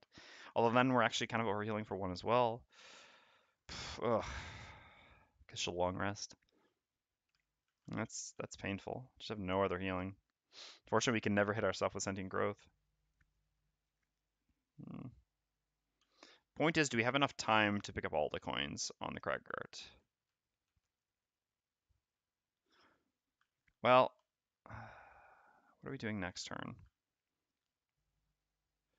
I guess they're gonna long rest at some point. Maybe we never long rest, so maybe we have the time. I'm here for coins anyway. Yeah, let's be greedy. I mean, at least in this regard. Let's stay focused on what matters. This is how we get to our retirement, is by picking these up. So let's do exactly that. All right, we'll move to that coin. We have to move first because we want to get strengthened. Okay, and then we just attack the Night Demon with Sentient Growth. So this is an attack 2, neither advantage nor disadvantage. All right, well, it kills him.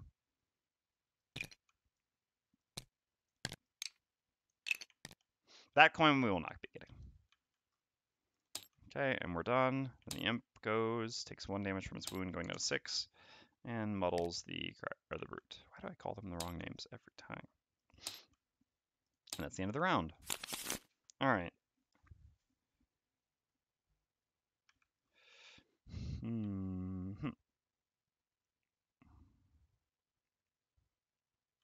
I mean, I guess technically we do have Mana Bolt to remove the poison at some point, so we can try to do that and then use Rumbling Advance. So for now, we should probably just move up and attack. Do we care about experience more than making 1 higher attack? Yeah, probably. Although I guess now we'll have to get rid of one of these cards rather than getting rid of Living Torch. But the summon for Living Torch can be decent in the last room. I think it's fine to use the summon for the last room. How could we ever go wrong using the summon, right? Last room is like a boss fight situation though, so I'm happy to have a summon, I think, there. Alright. So we want to wait with the heal. So what do we actually want to use to attack that imp? So we want to go there. So I guess that means dropping a rock. Rock does 2 damage. That's, again, only 1 shorter than or 1 lower than our highest attack.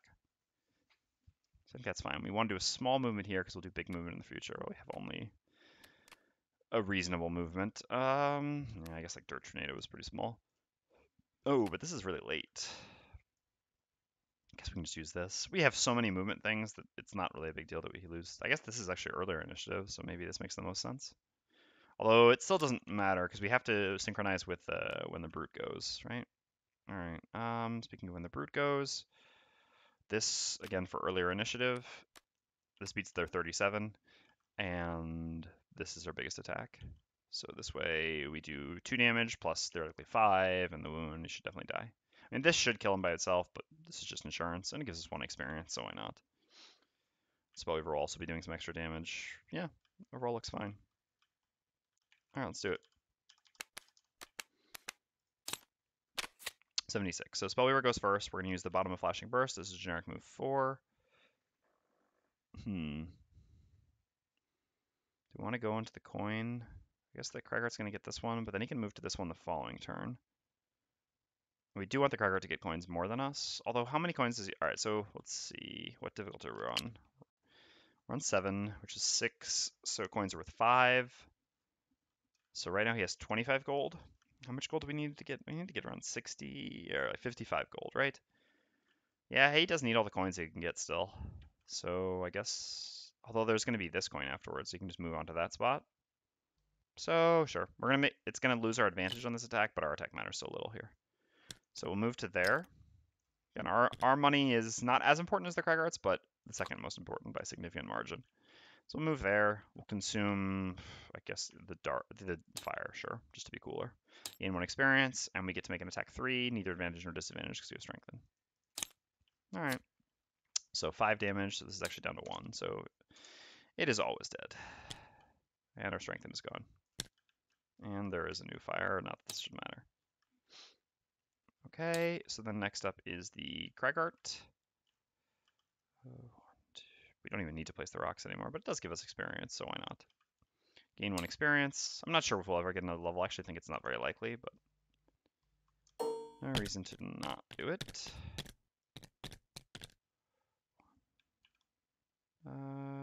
Yeah, we have line of sight here. Although it makes more sense just to place them in the back, more out of the way. Like I said, we don't have heaving swings, so we get very... Oh, no, but We do have Rocky End. Yeah, that's actually relevant then. Ooh, so we actually want to move up first. Well, this doesn't actually put us any closer. Ooh, have we made a huge mistake here then? By leaving this?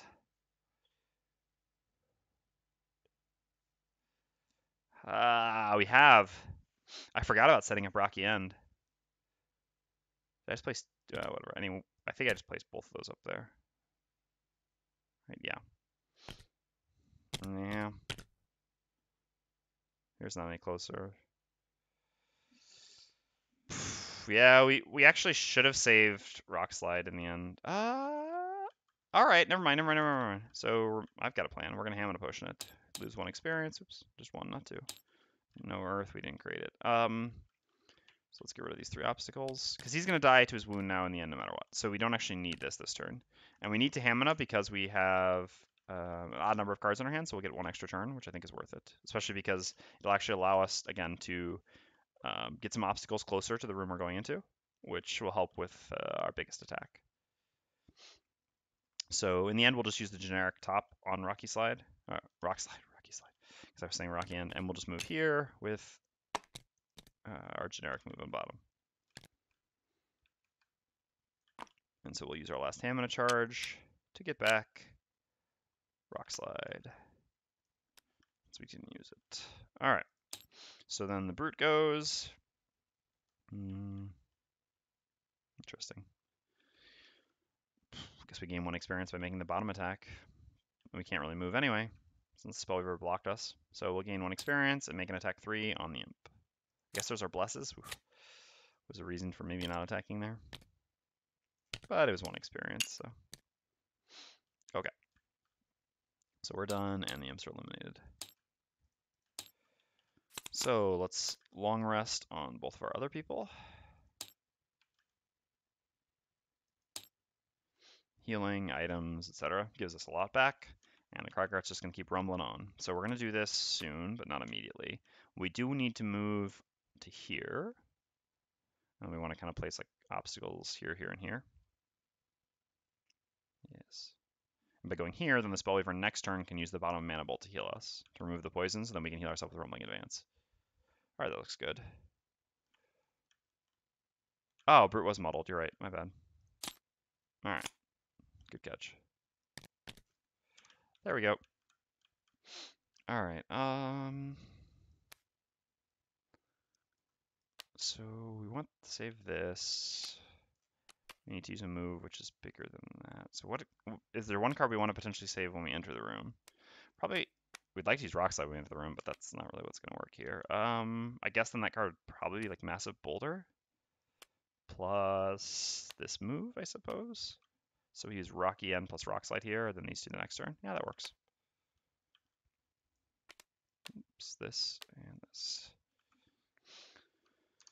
Okay, so we do a move 6, which must end next to an obstacle. 1, 2, 3, 4. To the coin.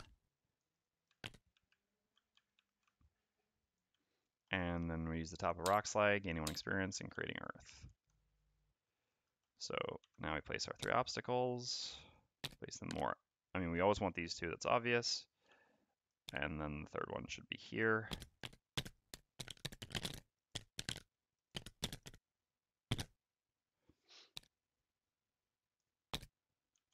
Just because it's more out of the way from where we're coming from.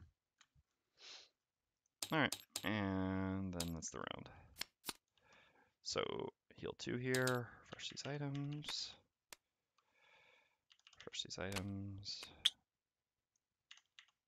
We flip over that for some reason. I don't know why, but well, we definitely have it now. These things should all be flipped over though. Yes. So we still got our earring as well. Nice. So we should be able to tank quite a bit in this last room. All right, let's choose a card to lose.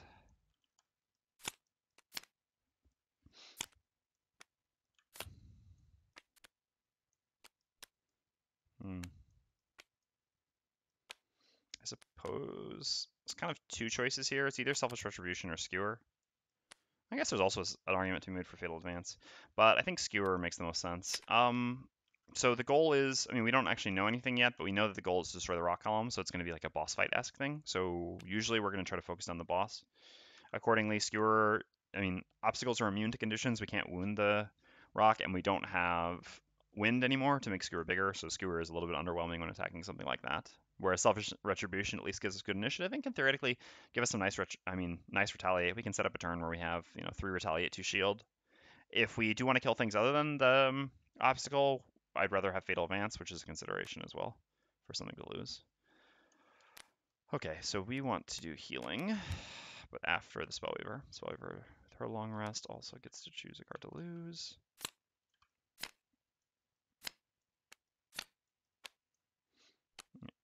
Unfortunately, cannot be Living Torch, which I think would be my first choice. How much do I need this extra movement? Probably more than I need Frost Armor. The light or the dark consumption in the end can be relevant against the multi-target Night Demon, but I think that's the only one. The other one, the invisible one, doesn't really matter so much. I think it's fine to get rid of Frost Armor here. I don't really need an attack 3 in the last room. I mean, technically they're all attack 3s, but these are actually attack 4s, so... Well, and again, I probably would lose Living Torch if I had the choice. Alright, so we need to Mana Bolt heal the Cragheart before he heals himself, and as for a top, we're just doing nothing, so kind of just a throwaway. I suppose that means we want to... We don't have much movement, but I guess we have our boots, so we can... But no, from here we'll never... I mean, with the boots, we can make it to the door. Well, that might be enough. 1, 2, 3, 4. And then from here, 1, 2, 3. We hit most of the room, including the rock column. So I guess that's fine, and that sets up Cold Fire. So yeah, all right, so this plus this, and then, well, I guess this section is a throwaway, makes more sense, because then we have more movement the turn we do Cold Fire, although do we want to summon? No, we also have our best remaining initiative the turn we, well, with other than Mana Bolt, turn we Cold Fire, so this actually makes sense. Okay, so let's do this. So the Brute has to do basically a throwaway turn as well. 1, 2, 3, 4. Definitely should use Fatal Advance here. If I end up using it, it won't be in the next 2 turns. We've got this for movement when we go in anyway. I guess we actually want to be further back. Yeah, this allows us to, well, it's possible, it's very likely, in fact, that we won't be able to get the straight line, but... So that for entering, plus this is our biggest attack, I guess, or this, one of the two. I think there's, yeah, probably no world in which we're using Selfish, or Skirmishing Maneuver in the first couple turns in there. So this looks fine. Just get rid of these cards. All right, let's go. So Spellweaver goes first. We do heal 3 on the Cragheart. I'm not going to place the Strengthen because he's just going to go after it and lose it, but the heal removes the poison. All right. Then it is the Brute's turn. We're going to do a move 4 jump to there. Okay. And we have nothing on top. Could do more movement, but we don't care to. And then the Cragheart goes, and we're going to create New Earth and heal for 4 and give ourselves another Bless. Setting ourselves up for this last room. And that's the end of the round. Oh, sorry, no, then we have a move. Yeah, probably want to do that as well. Yeah, we'll move up to here with any old generic move. All right, so we're going in. I guess going in later because we want to make sure that the Brute can, well, hopefully do his straight line to the goal. Yeah, we've got all our turns planned out. Yeah, this works pretty well with the 44 going just after the Brute. Although, for the same reason, I guess we'd rather go later in the hopes that I guess the enemies won't move up much. They'll move up to here, and we can hit the obstacle anyway, so it doesn't actually change anything. So we'll go with 44. I guess it leaves us less exposed to multi-target. Yeah, that's relevant. We do appear to be hashtag blessed. All right, here it goes. Last room. Hopefully we've got enough left in the tank. Okay, so first up is the Brute. We're going to do move 4 with Hook and Chain. If it ends up being in a straight line, we get to do an attack 4. All right, so 2 movement to there. Time to read some stuff. All right, the rock column has 8 plus L times C. Ooh, boy, really? That's an enormous amount of HP. So scenario actual level is 6, right? 56 hit points? Jeez. Yeah, I mean, I guess that's level 7 for you. 56 hit points. No, I multiplied by 4 there. Yeah, it's not that much. No, I'm an idiot. 42 hit points. Oh, okay, that's a bit better. I don't know why I thought we were a 4-character party. I'm wrong, right? 8 plus 6, 14. 14 times 3 is 42. Yep. Yeah. All right. Well, that's a bit better. Oh, it's still a lot of hit points. Starting from the current round, at the end of every odd round, one normal Night Demon for 2 or 3 characters, or one Elite Night Demon for 4 characters will spawn in Hex B. Hex B is over here. I should set up this room in a second. At the end of every even round, one normal Night Demon for 2 characters, or one... Alright, let's reset our round timer thing then. Ah, no, I guess we shouldn't. Alright, well, that's fine. Because it actually matters which round we were on. Well, it's good that we did that. That's... That's interesting. So, the fact that this is hidden behind a break actually makes this scenario have a bit of a rules problem, right? Not really, but kind of. Technically, it does. So, you only use this thing down here when you actually know that you need to use it for a scenario. Otherwise, you typically don't use it, right? So for here, for example, we're actually on round 17, but I would, if I was actually playing for real, like, I mean, this does it automatically because TTS, but if I was playing normally, I wouldn't actually be using this. So I wouldn't actually know that it's round 17. So this would be round 1 to me.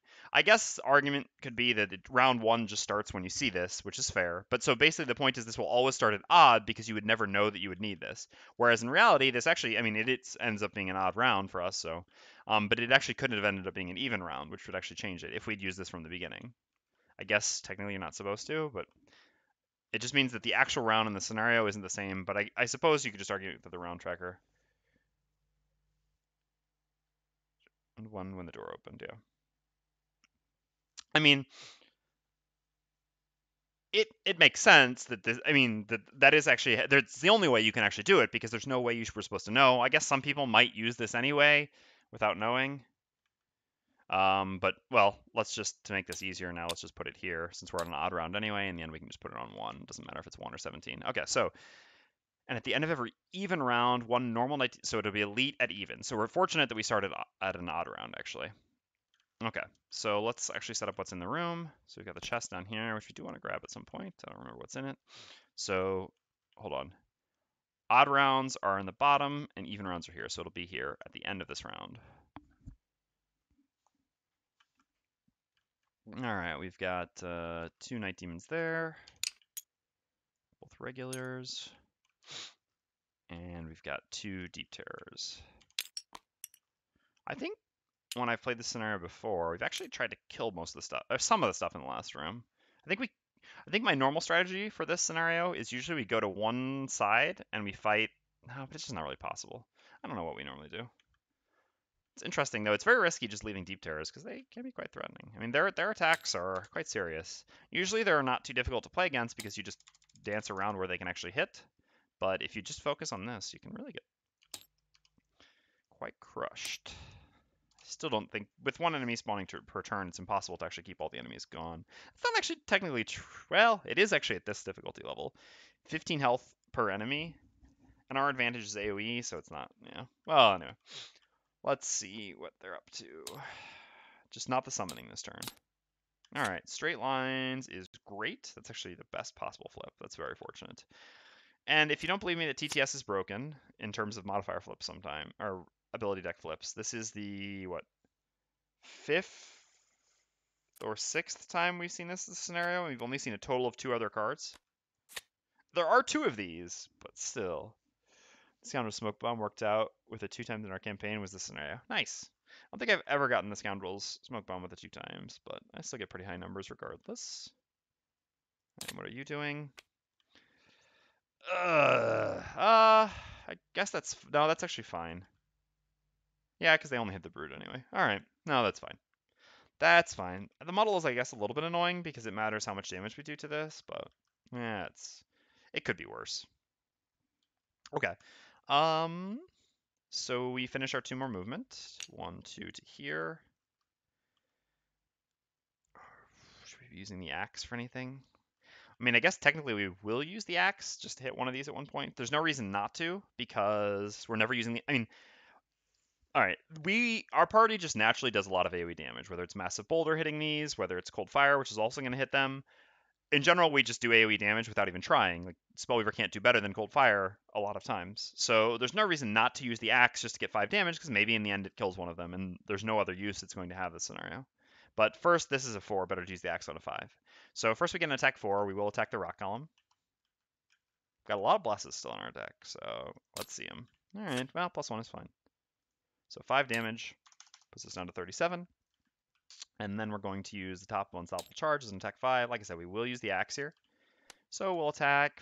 I don't know that it really changes anything. Rock column, obviously, and number 2, I suppose. It's closer to the chest, which is the one direction we might want to go. So rock column first, attack 5, all right, and then the Night Demon. All right. So wait, sorry, 6 on this because we got a +1, and then a 5 on this Night Demon because we had the disadvantage and ended up with a +0. All right, pretty good turn. Nothing else to use afterwards. Nope. So now the Night Demons go. They have range 3, so they can only hit the Brute. Their attacks are disadvantaged -2, so 2 attack 4 muddles with disadvantage on the Brute. Sadly, we don't have to retaliate this turn. Okay, no damage. -1, so a 4, -1 is a 3. Just use everything right away. There's no reason not to. We've well exceeded our goal there. So 3 -2. Oh no, we actually, oh, they do get retaliate. I forgot we have defensive tactics. So we take no damage here actually, because we block all 3, and they both take 1 retaliate from defensive tactics. Defensive tactics has been pretty mediocre for the scenario, but the Brute hasn't gotten to get attacked much. It really varies on the enemies. I guess there are some enemies where it's very good, like Vermling Scouts and stuff like this. Here, 2 of the 3 enemies are ranged, and the 1 melee enemies hit very hard, which makes defensive tactics not great. We more just used it to test it. It wasn't a conscious decision that we thought it would be excellent here. All right, Deep Terrors hit no one because they have no one in their lines. Spellweaver goes next. We have a move 2, plus our boots to get a move 4. 1, 2, 3, 4. We'll create ice with this movement. And then we'll use the top of Engulf to create fire, making an attack 4, range 3, targeting the rock column. Obviously, we'll save our goggles for next turn when we cold fire. Yeah. This is an interesting question for next turn, but we'll figure that out in a second. All right, so attack 4 on the rock. All right, 5. Well, has a lot of life, but we're really working it down pretty easily. And then next up is the Cragheart. I guess the Brute does need to give up the spot, right? Yeah, he does. At some point here. All right, well, anyway, we're actually going to use Meteor in the end because our goal is to set up a really big, oh, we forgot to put the muddle on the Brute, by the way, a really big rocky end. So in the end, we're actually going to do a move 4 with Massive Boulder.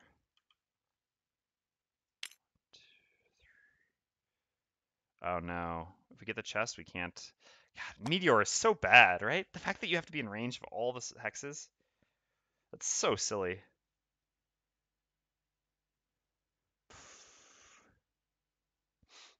So silly. So we can't get the chest and play Meteor, huh?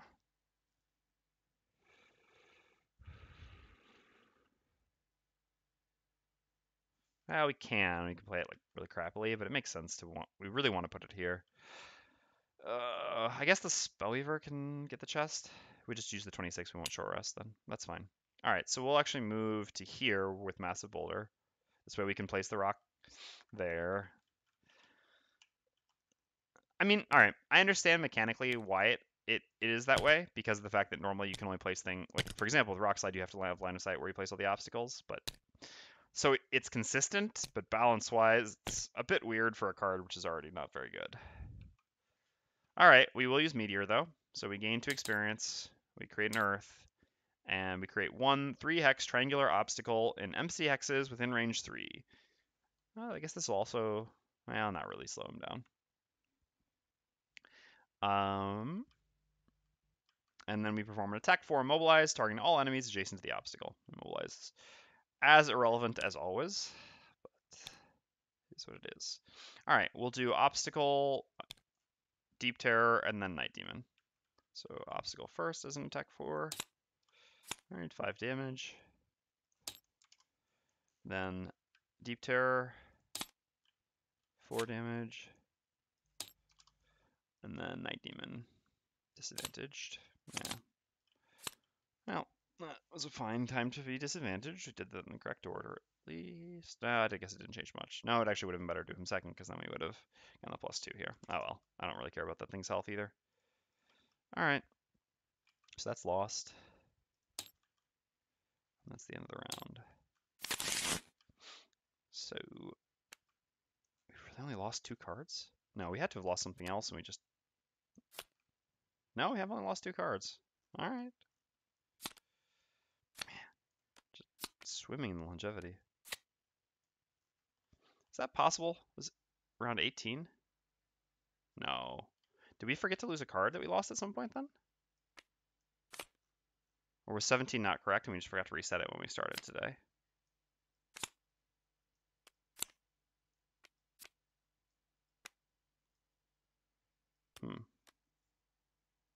I mean, it's in the lost pile now, but that's not my question. Did I forget to lose a card that I lost earlier? I don't think so. I mean, obviously, Hammer Potion adds a lot of longevity.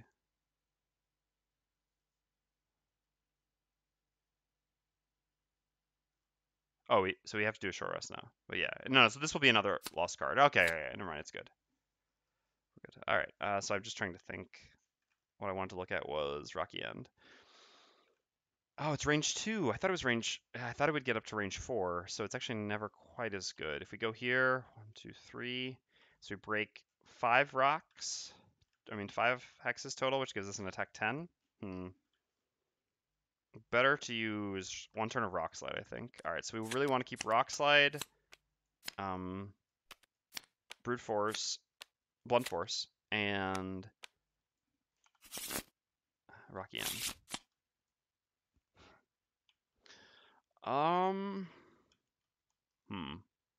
Still on attack 10. Does half its health. Doesn't quite kill it. Brute doesn't do that much damage. No, I think we'll reroll. Alright, that's fine.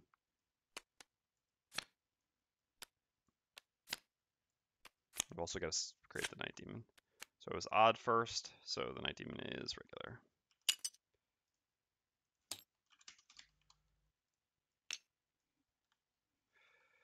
Okay, so Spellweaver's line is pretty clear. So we'll get to stun both of these, maybe even kill now. Stun both of these, and hit the rock for some damage. Brute, yeah. Getting some retaliate, tanking up. So it's good that we're stunning after, so we don't need to use Mana Bolt. So this works out well, because we'll have a bunch of retaliate here for them, which is okay. So we want to create rocks so that we can, the following turn, do Blunt Force plus Rocky End.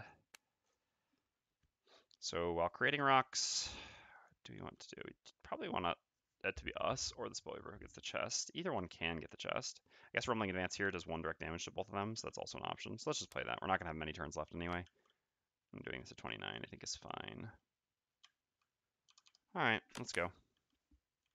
Well, so the thing is actually though, if we go here, yeah, we can place obstacles over on the other side.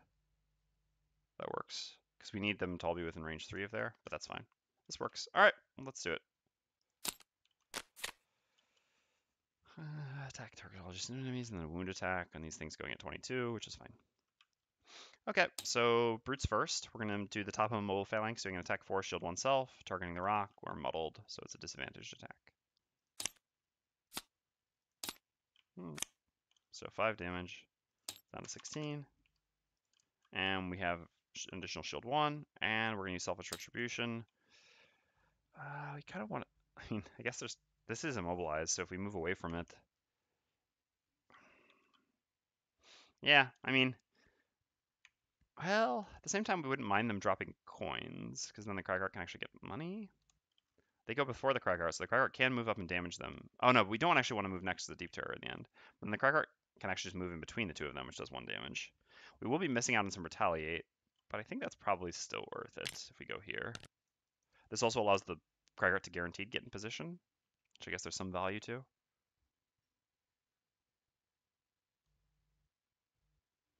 Yeah, I think that's fine. So then the Spellweaver gets the chest. Yeah, all right. That works. That works for me. So I mean, because we're missing out on 3 retaliate on this Night Demon, but we're also avoiding an attack 6. We have, yeah, only 2 shield, so that's probably still worth it. All right, so we'll just move to there. No, we don't want to move any closer, and we want to keep him where he is. I guess here we take 1 damage. If we go here, this goes here. Yeah, that actually works just as... No, then we don't get the cold fire that we want. All right, we'll just go here.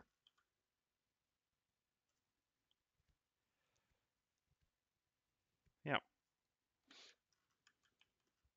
All right, so then the Night Demons go. So 3 goes first. Moves up to here. Attacks the Cragheart, making an attack 6. All right. Down to 6. And then this one loses its immobilize. And this one attacks the brute. Same thing. Ooh, except we've got our helmet, so it's just a 6. We have 1 shield from Immobile Phalanx, 1 shield from Defensive Tactics, and 1 shield from Chainmail. So we end up taking 3 damage. If I'm not mistaken, it's 3 total shield. And we have 2 retaliate from Selfish Retribution, plus 1 retaliate from Defensive Tactics, so we deal 3 damage back. Brute becoming the tanking chief. Not really, but... Alright, after that, we have no more Night Demons. There'll be one that spawns, an elite that spawns there at the end of this round, but they're none for the time being. Yeah, oof. Cold Fire here is also kind of tempting. So Spellweaver's turn. Consume Ice and Fire. Use the goggles to get advantage. Use the Power Potion for sure. Cragheart has a number of cards he can lose, worst case scenario. Yeah, Deep Terror attack is significant though. So it makes an attack 5 wound. That could put the Cragheart in a really annoying spot. But if we lose a card, and we just have to keep 2 cards, so even if we have to lose 1 card to it, I think that's okay. So we could still possibly lose, but the Cragheart's gonna make a really big attack on this, right? And he doesn't have any curse, and he has no rolling modifiers. I believe there's no curse in his deck. I hope. I think there's 2 curses still in the Spellweaver's deck, and I think that's it. So let's see. How does that work then, right? We have no rolling modifiers, therefore we cannot miss on our attack. I'm assuming no curses. Yeah, no, because he would have had... There's no way that we would have gotten curses. There's nothing that's actually cursed in this scenario thus far, and he ignored them. So he has no curses in his deck. And he'll make an advantaged attack. So, yes. This means guaranteed the attack cannot miss. So the worst possible thing for the attack can have is a -2. And if we create 3 more obstacles, and we go here, so 3 more obstacles wherever, that's 6, 8, 10, 12, 14, 16, on something with 16 health. And realistically, I mean, we can get a -2, but I think it's not even that likely.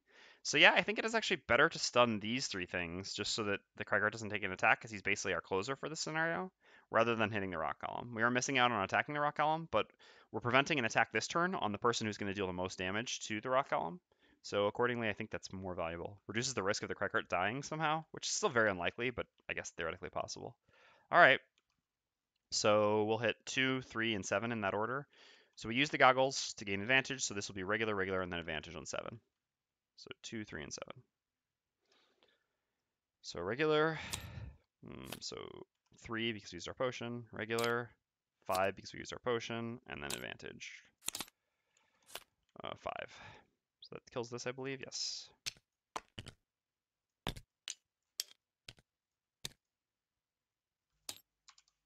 So the first was the worst, unfortunately. Yes, that's true. Rock Slide will also give us 2 damage, so it is a guaranteed kill. As long as we keep him alive, so accordingly, I do think this is the correct line. All right, and then we have a move 4 on the bottom, Flashing Burst. Yeah, it's got to be to the chest. Cragheart can... The turn... No, because we have to use, yeah, Blunt Force for advantage. So I guess the Cragheart won't be getting any of those things. No. Well, anyway, whatever. It is what it is. Go here, grab the chest. So, end of our turn, chest number 69.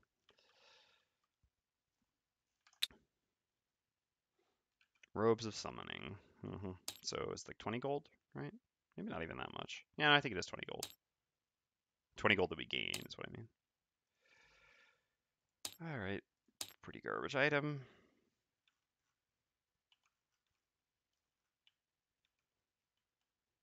Has a little use in the game, but not much. So, oh no, see, it's item 100. Whew. Just see a small item spoiler there with the name if anyone was quick, but yeah. All right, there we go. So we've got Robes of Summoning, which, like I said, we'll sell afterwards and get 20 gold. That's fine. I guess we would have rather that on the Cragheart for the 20 gold, but it's not the end of the world, and it was the most flexible way to do it. So then the Cragheart goes. I guess we move first. So we'll move with the bottom of Rock Slot, or Rumbling Advance. We also get 1 guaranteed damage here as well. So 1 damage to you. You're down to 5. 1 damage to you. You're down to 5. 1 damage to you. You're down to 15. And I get to place 3 rocks. So we should always place 1 here. Suppose we can place 1 here because damage both of these, so why not? And I guess placing 1 here can maybe theoretically slow down something over there. Plus, this way we just damage everything in the room. Not that most of these things really matter, but they could theoretically matter for some coins. I guess, unfortunately, we'll never get coins because we have to move before attacking. Yeah, it's possible that, actually, to be honest, for that reason, we should have used Blunt Force this turn, not Rumbling Advance. Because then we could actually move after attacking. Here it's going to suck because, I guess no, if the Brute kills one of the Night Demons before we go, yeah, that solves the problem for us. Then we can still move before attacking and get a coin. All right, so we're done. So then we just have the Deep Terror who goes. It's just this one and attacks the Brute. Makes an attack +0, so attack 5, wound on the Brute. All right, so we have, again, 1 from Mobile Phalanx, 1 there, plus 1 here. 3, which means we take 2. And we're wounded. Alright, and that's the end of the round. Might as well short rest and gain experience, do something. Well, I mean, I think we care more about coins, so I guess we'll be able to grab this coin. Losing Living Torch doesn't matter at all. I have to pee quite badly, but I can finish the scenario real quick. Alright, so like I said, Rocky End plus 1 force. This is always the play. We need to create that elite Night Demon. How convenient. Already an elite. Alright. Brute short rest as well. I mean, I guess that gives us a guaranteed kill, so we should probably take that. Yep, that's fine. This way the Cragheart can guaranteed get some cash. Oops, wait, only 5 cards left. Alright, so execute plus lowest initiative. Makes sense. And Spellweaver just wants to move on top of a coin. I guess we can gain experience with the top of Chromatic Explosion, so sure, why not? And we can also gain experience, I mean, with the top. Yeah, this we could gain this experience. We can't gain experience on bottom, so we just move. Just going earlier, change anything? This is stunned for this round. Both these are stunned for this round, so those don't really matter. So no, it doesn't matter when we go early. Guess we can use this for more. No, I guess if we just go early, we make sure we make it to our coin. Okay. Well, I guess if I go later, after the... I mean, technically the kill is guaranteed, but if I go after the Cragheart's attack, then I don't even need to flip for my attack modifiers, because they just don't matter. Alright.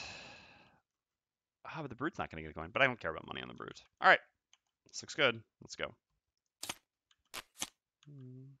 Yeah. So some stuff, but all of it after us, so it shouldn't matter. Alright. Brute goes first. We're going to gain 3 experience total. The top of Fatal Advance to kill 1 adjacent enemy, who's at 3 HP, but... Can you say overkill? I guess technically he can get a coin if the Spellweaver gets the kill here. No, because we didn't play enough movement. Nope. No. But like I said, I don't care about his coins. All right, and then we're going to use Selfish Retribution. And I guess just like move... No, just move here. I guess actually it just makes sense for us to move away. Because only one person has to survive. So move... Yeah. So as long as we're... Oh, we took 1 damage from our wound. As long as we're somewhere safe, well, nothing really matters. So actually we'll use our boots with Selfish Retribution.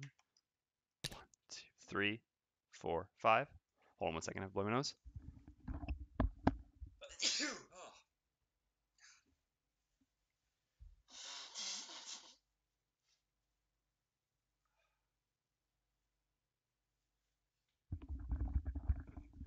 the classic end of scenario scene when the tank just runs away. And we'll use the Moon Earring. But technically this makes sense, because I don't actually need to tank for anyone. As long as the Brute survives, we win, so.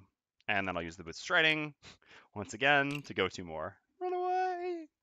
As far as humanly possible. Like, what? Alright. Now the Cragheart goes, we gain 1 experience by using the bottom of Blunt Force. We'll also gain 3 experience with the top of Rocky End. We move to here. Oh, this actually does... This subtracts 1, yeah. This actually subtracts 2 obstacles, right? Both of these. But I came here for coins. Huh. Could a Spellweaver get the kill then? Yeah, I mean, we should be able to get the kill. So then in this case, we'll have 1, 2, 4, 5, 6. It sucks that we didn't use Mana Bolt in the end. We should have, because then we could have actually hit this with Chromatic Explosion as well. Here we're going to have a disadvantage Chromatic Explosion. I mean, not disadvantage. We're not going to have an advantage Chromatic Explosion. But I still think this is worth... I mean, again, I really need these coins. This is my retirement goal. By going here, we will pop 1, 2, 3, 4, 5, 6 spaces of... So this gives us an attack 12, right? Yeah. With advantage. This should put this, which is at 15 health, I mean, down to 3, and then we have Chromatic Explosion to theoretically kill it. And even if somehow we don't kill it this turn, I don't think we lose, because there's only one of these attacking us because they're stunned. So I think the upside is worth it, and I think the risk is very marginal. And again, I mean, every 5 gold is 5 gold closer to retirement, which is what I'm here for. So I'm going to do it. I think most people probably would too. I mean, playing solo, it makes it a little bit different. I think most people, if they were playing just this character by themselves in this situation, would almost always go there. All right, so we will destroy all these obstacles, right? So destroy all obstacles within range 3 because we consumed the earth. And we have 6 hexes of obstacles, so this gives us an attack 12 with advantage. Man, I just wanted to see a bless. Would have just been fun. All right, so we get 13, so this is actually down to 2. And we're done. So the Spellweaver just has to get a -1 or higher. She has only a single miss in her deck. No, she has 2 curses. Woo! All right, all right. We have taken some risk here. We have taken some risk. I forgot about that, but it should be okay. I mean, like I said, we can survive another turn. Might have been a mistake. Need to clean up your loss pile. What? Oh, it's because I was looking at cards or something. Please clean up your loss. You clean up your loss pile. Whatever. Yeah, maybe having the Brute run away was actually a big mistake here. I forgot about needing to get the coin, making me miss out on 4 damage. But the point is, one of them, I mean, the Spellweaver, even if she misses here, we'll be able to basically kill it next turn using Mana Bolt plus Cold Fire. So, all right, we have range already with Chromatic Explosion. We gain 2 experience. Range 1, 2, 3, and shaped like this. I'll just do the rock column first. I will flip for this if I don't kill the rock column, but I'll just do the rock column first. So we create all the elements and make an attack 3 on the rock column plus the night demon below it. So rock column first. All right, we succeeded. Like I said, the risk was pretty minimal there. And then we just move with the bottom of Flashing Burst to this coin. I'm not going to bother playing out the rest of their turns. These 2 things can attack the Cragheart. He has 2 cards to lose anyway, so there's no risk. And the Brute's all the way back there, so we're never losing. Oh, sorry, I've got to blow my nose a tiny bit more. 1 second.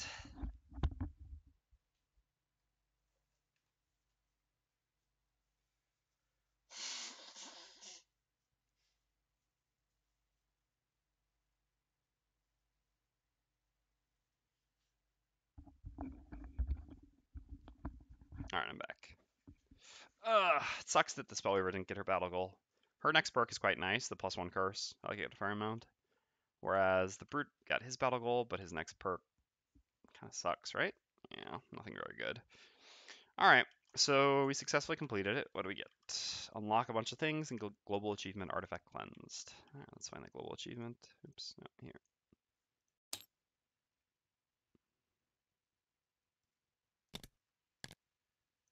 All right, there we go.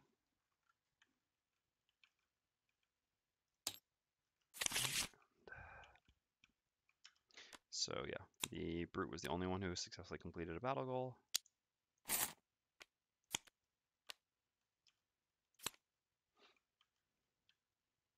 So he gets a check mark. We'll deal with that in a second. Yeah, it was quite a recovery from a disastrous start, no doubt about that. But again, all right, we're still playing a +3, so I mean, it's not like we're going through the world easily, but yeah, I mean, we're only on +3 with all these enhancements that we have at this point. It's kind of, and at such high levels. It's still, I mean, don't get me wrong. After the beginning, I thought there was a very real chance that I would lose. In the end, we did manage to survive. We got a little bit lucky too with some of their flips. So yeah, pretty fortunate. All right, let's delete all this stuff. Oops. Delete you. So we unlocked a bunch of extra scenarios.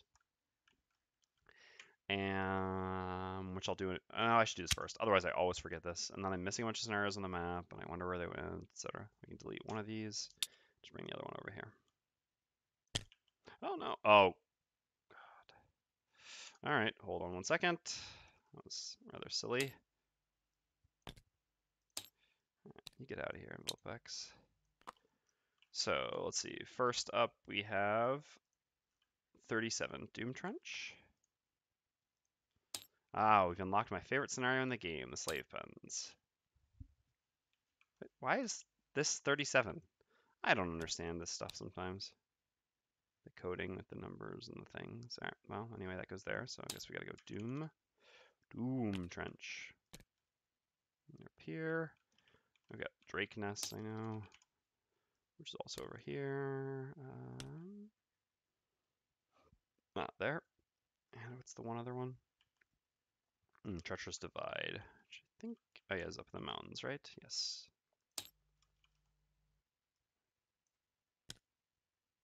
Beautiful. Oh, yeah. Yeah, I believe it. It's pretty easy to do that exact thing. All right, let's check off what we successfully completed here.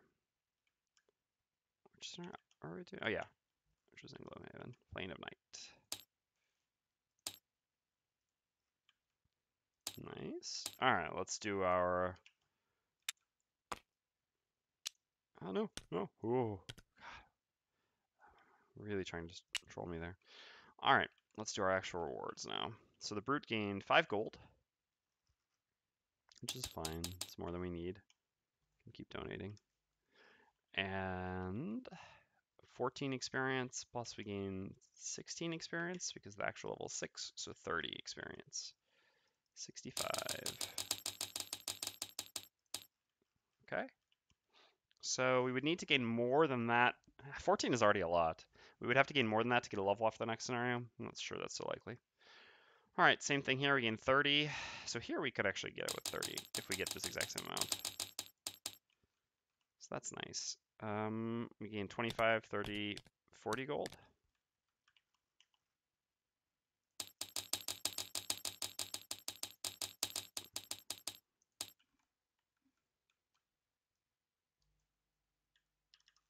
All right, and the Spellweaver, we gain 25 plus this, which we sell, so 45 gold.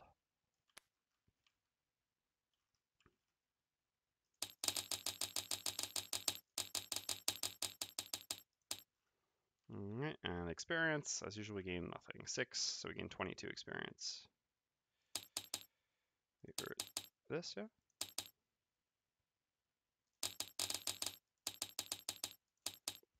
I mean, level 8 doesn't matter to us at all. It's actually the worst level by far for the Spellweaver, so. Yeah, I click with both buttons, exactly. On the other mod, it's nice because you can, I guess, right-click or use shift-click or something to go through it in increments of 10, which really would make a little bit too much sense, but fortunately in this mod, that's not possible. All right. Let's reset everything.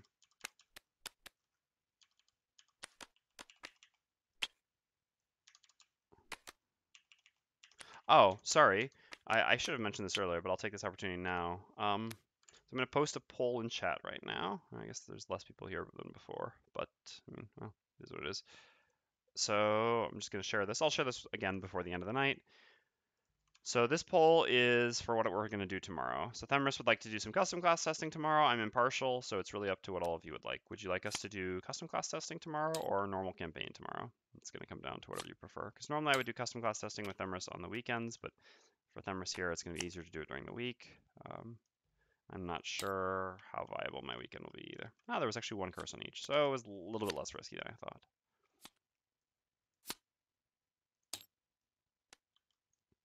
Put all those blesses in the Cragheart stack, and we never saw one, huh? I guess we put all those blesses in both their decks. I guess yeah, I think we just blessed the brute once, right? Did we even bless him once? I'm not even sure. But anyway, yeah, so if you all just vote in that, I mean, if you're going to be here tomorrow, that would be helpful to help me decide what it is people want.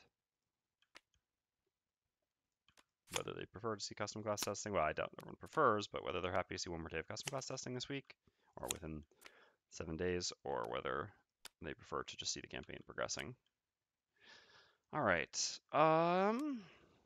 so what is our situation here? We need 12 gold.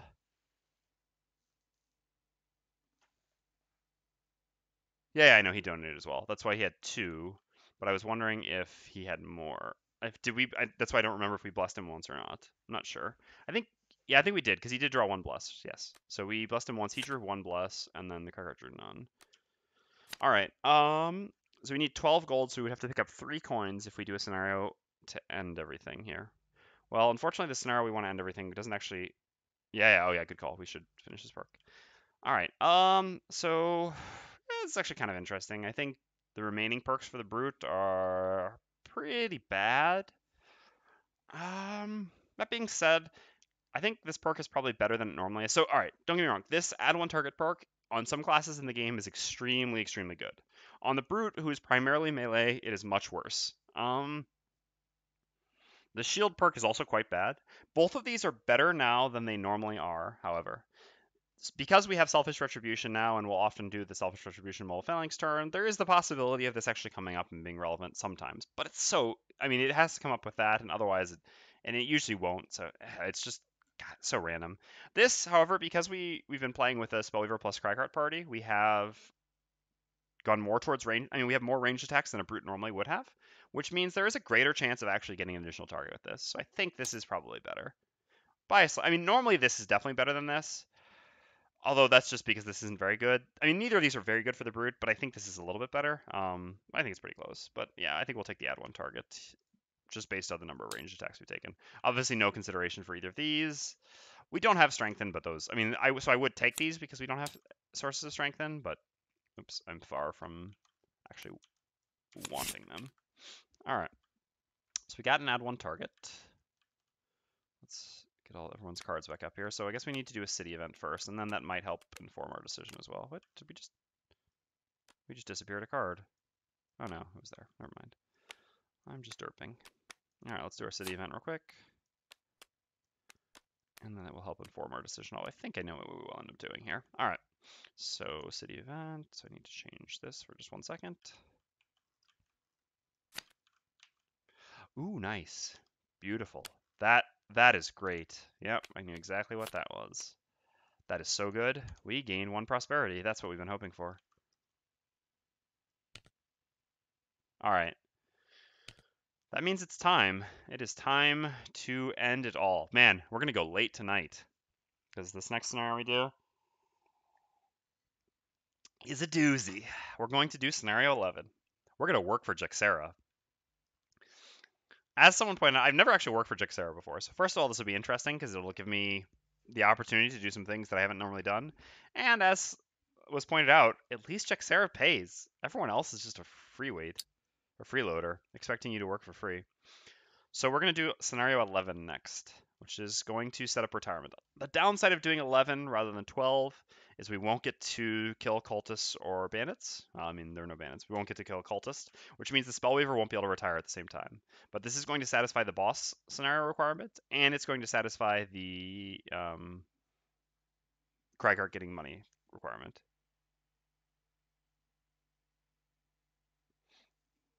Ah, you can. Yeah, you can unlock the other axes. That's an interesting point. I mean, anyway, I'm fine with doing the second edition version of Prosperity rather than the first edition, at least for now. Later on, I might change it.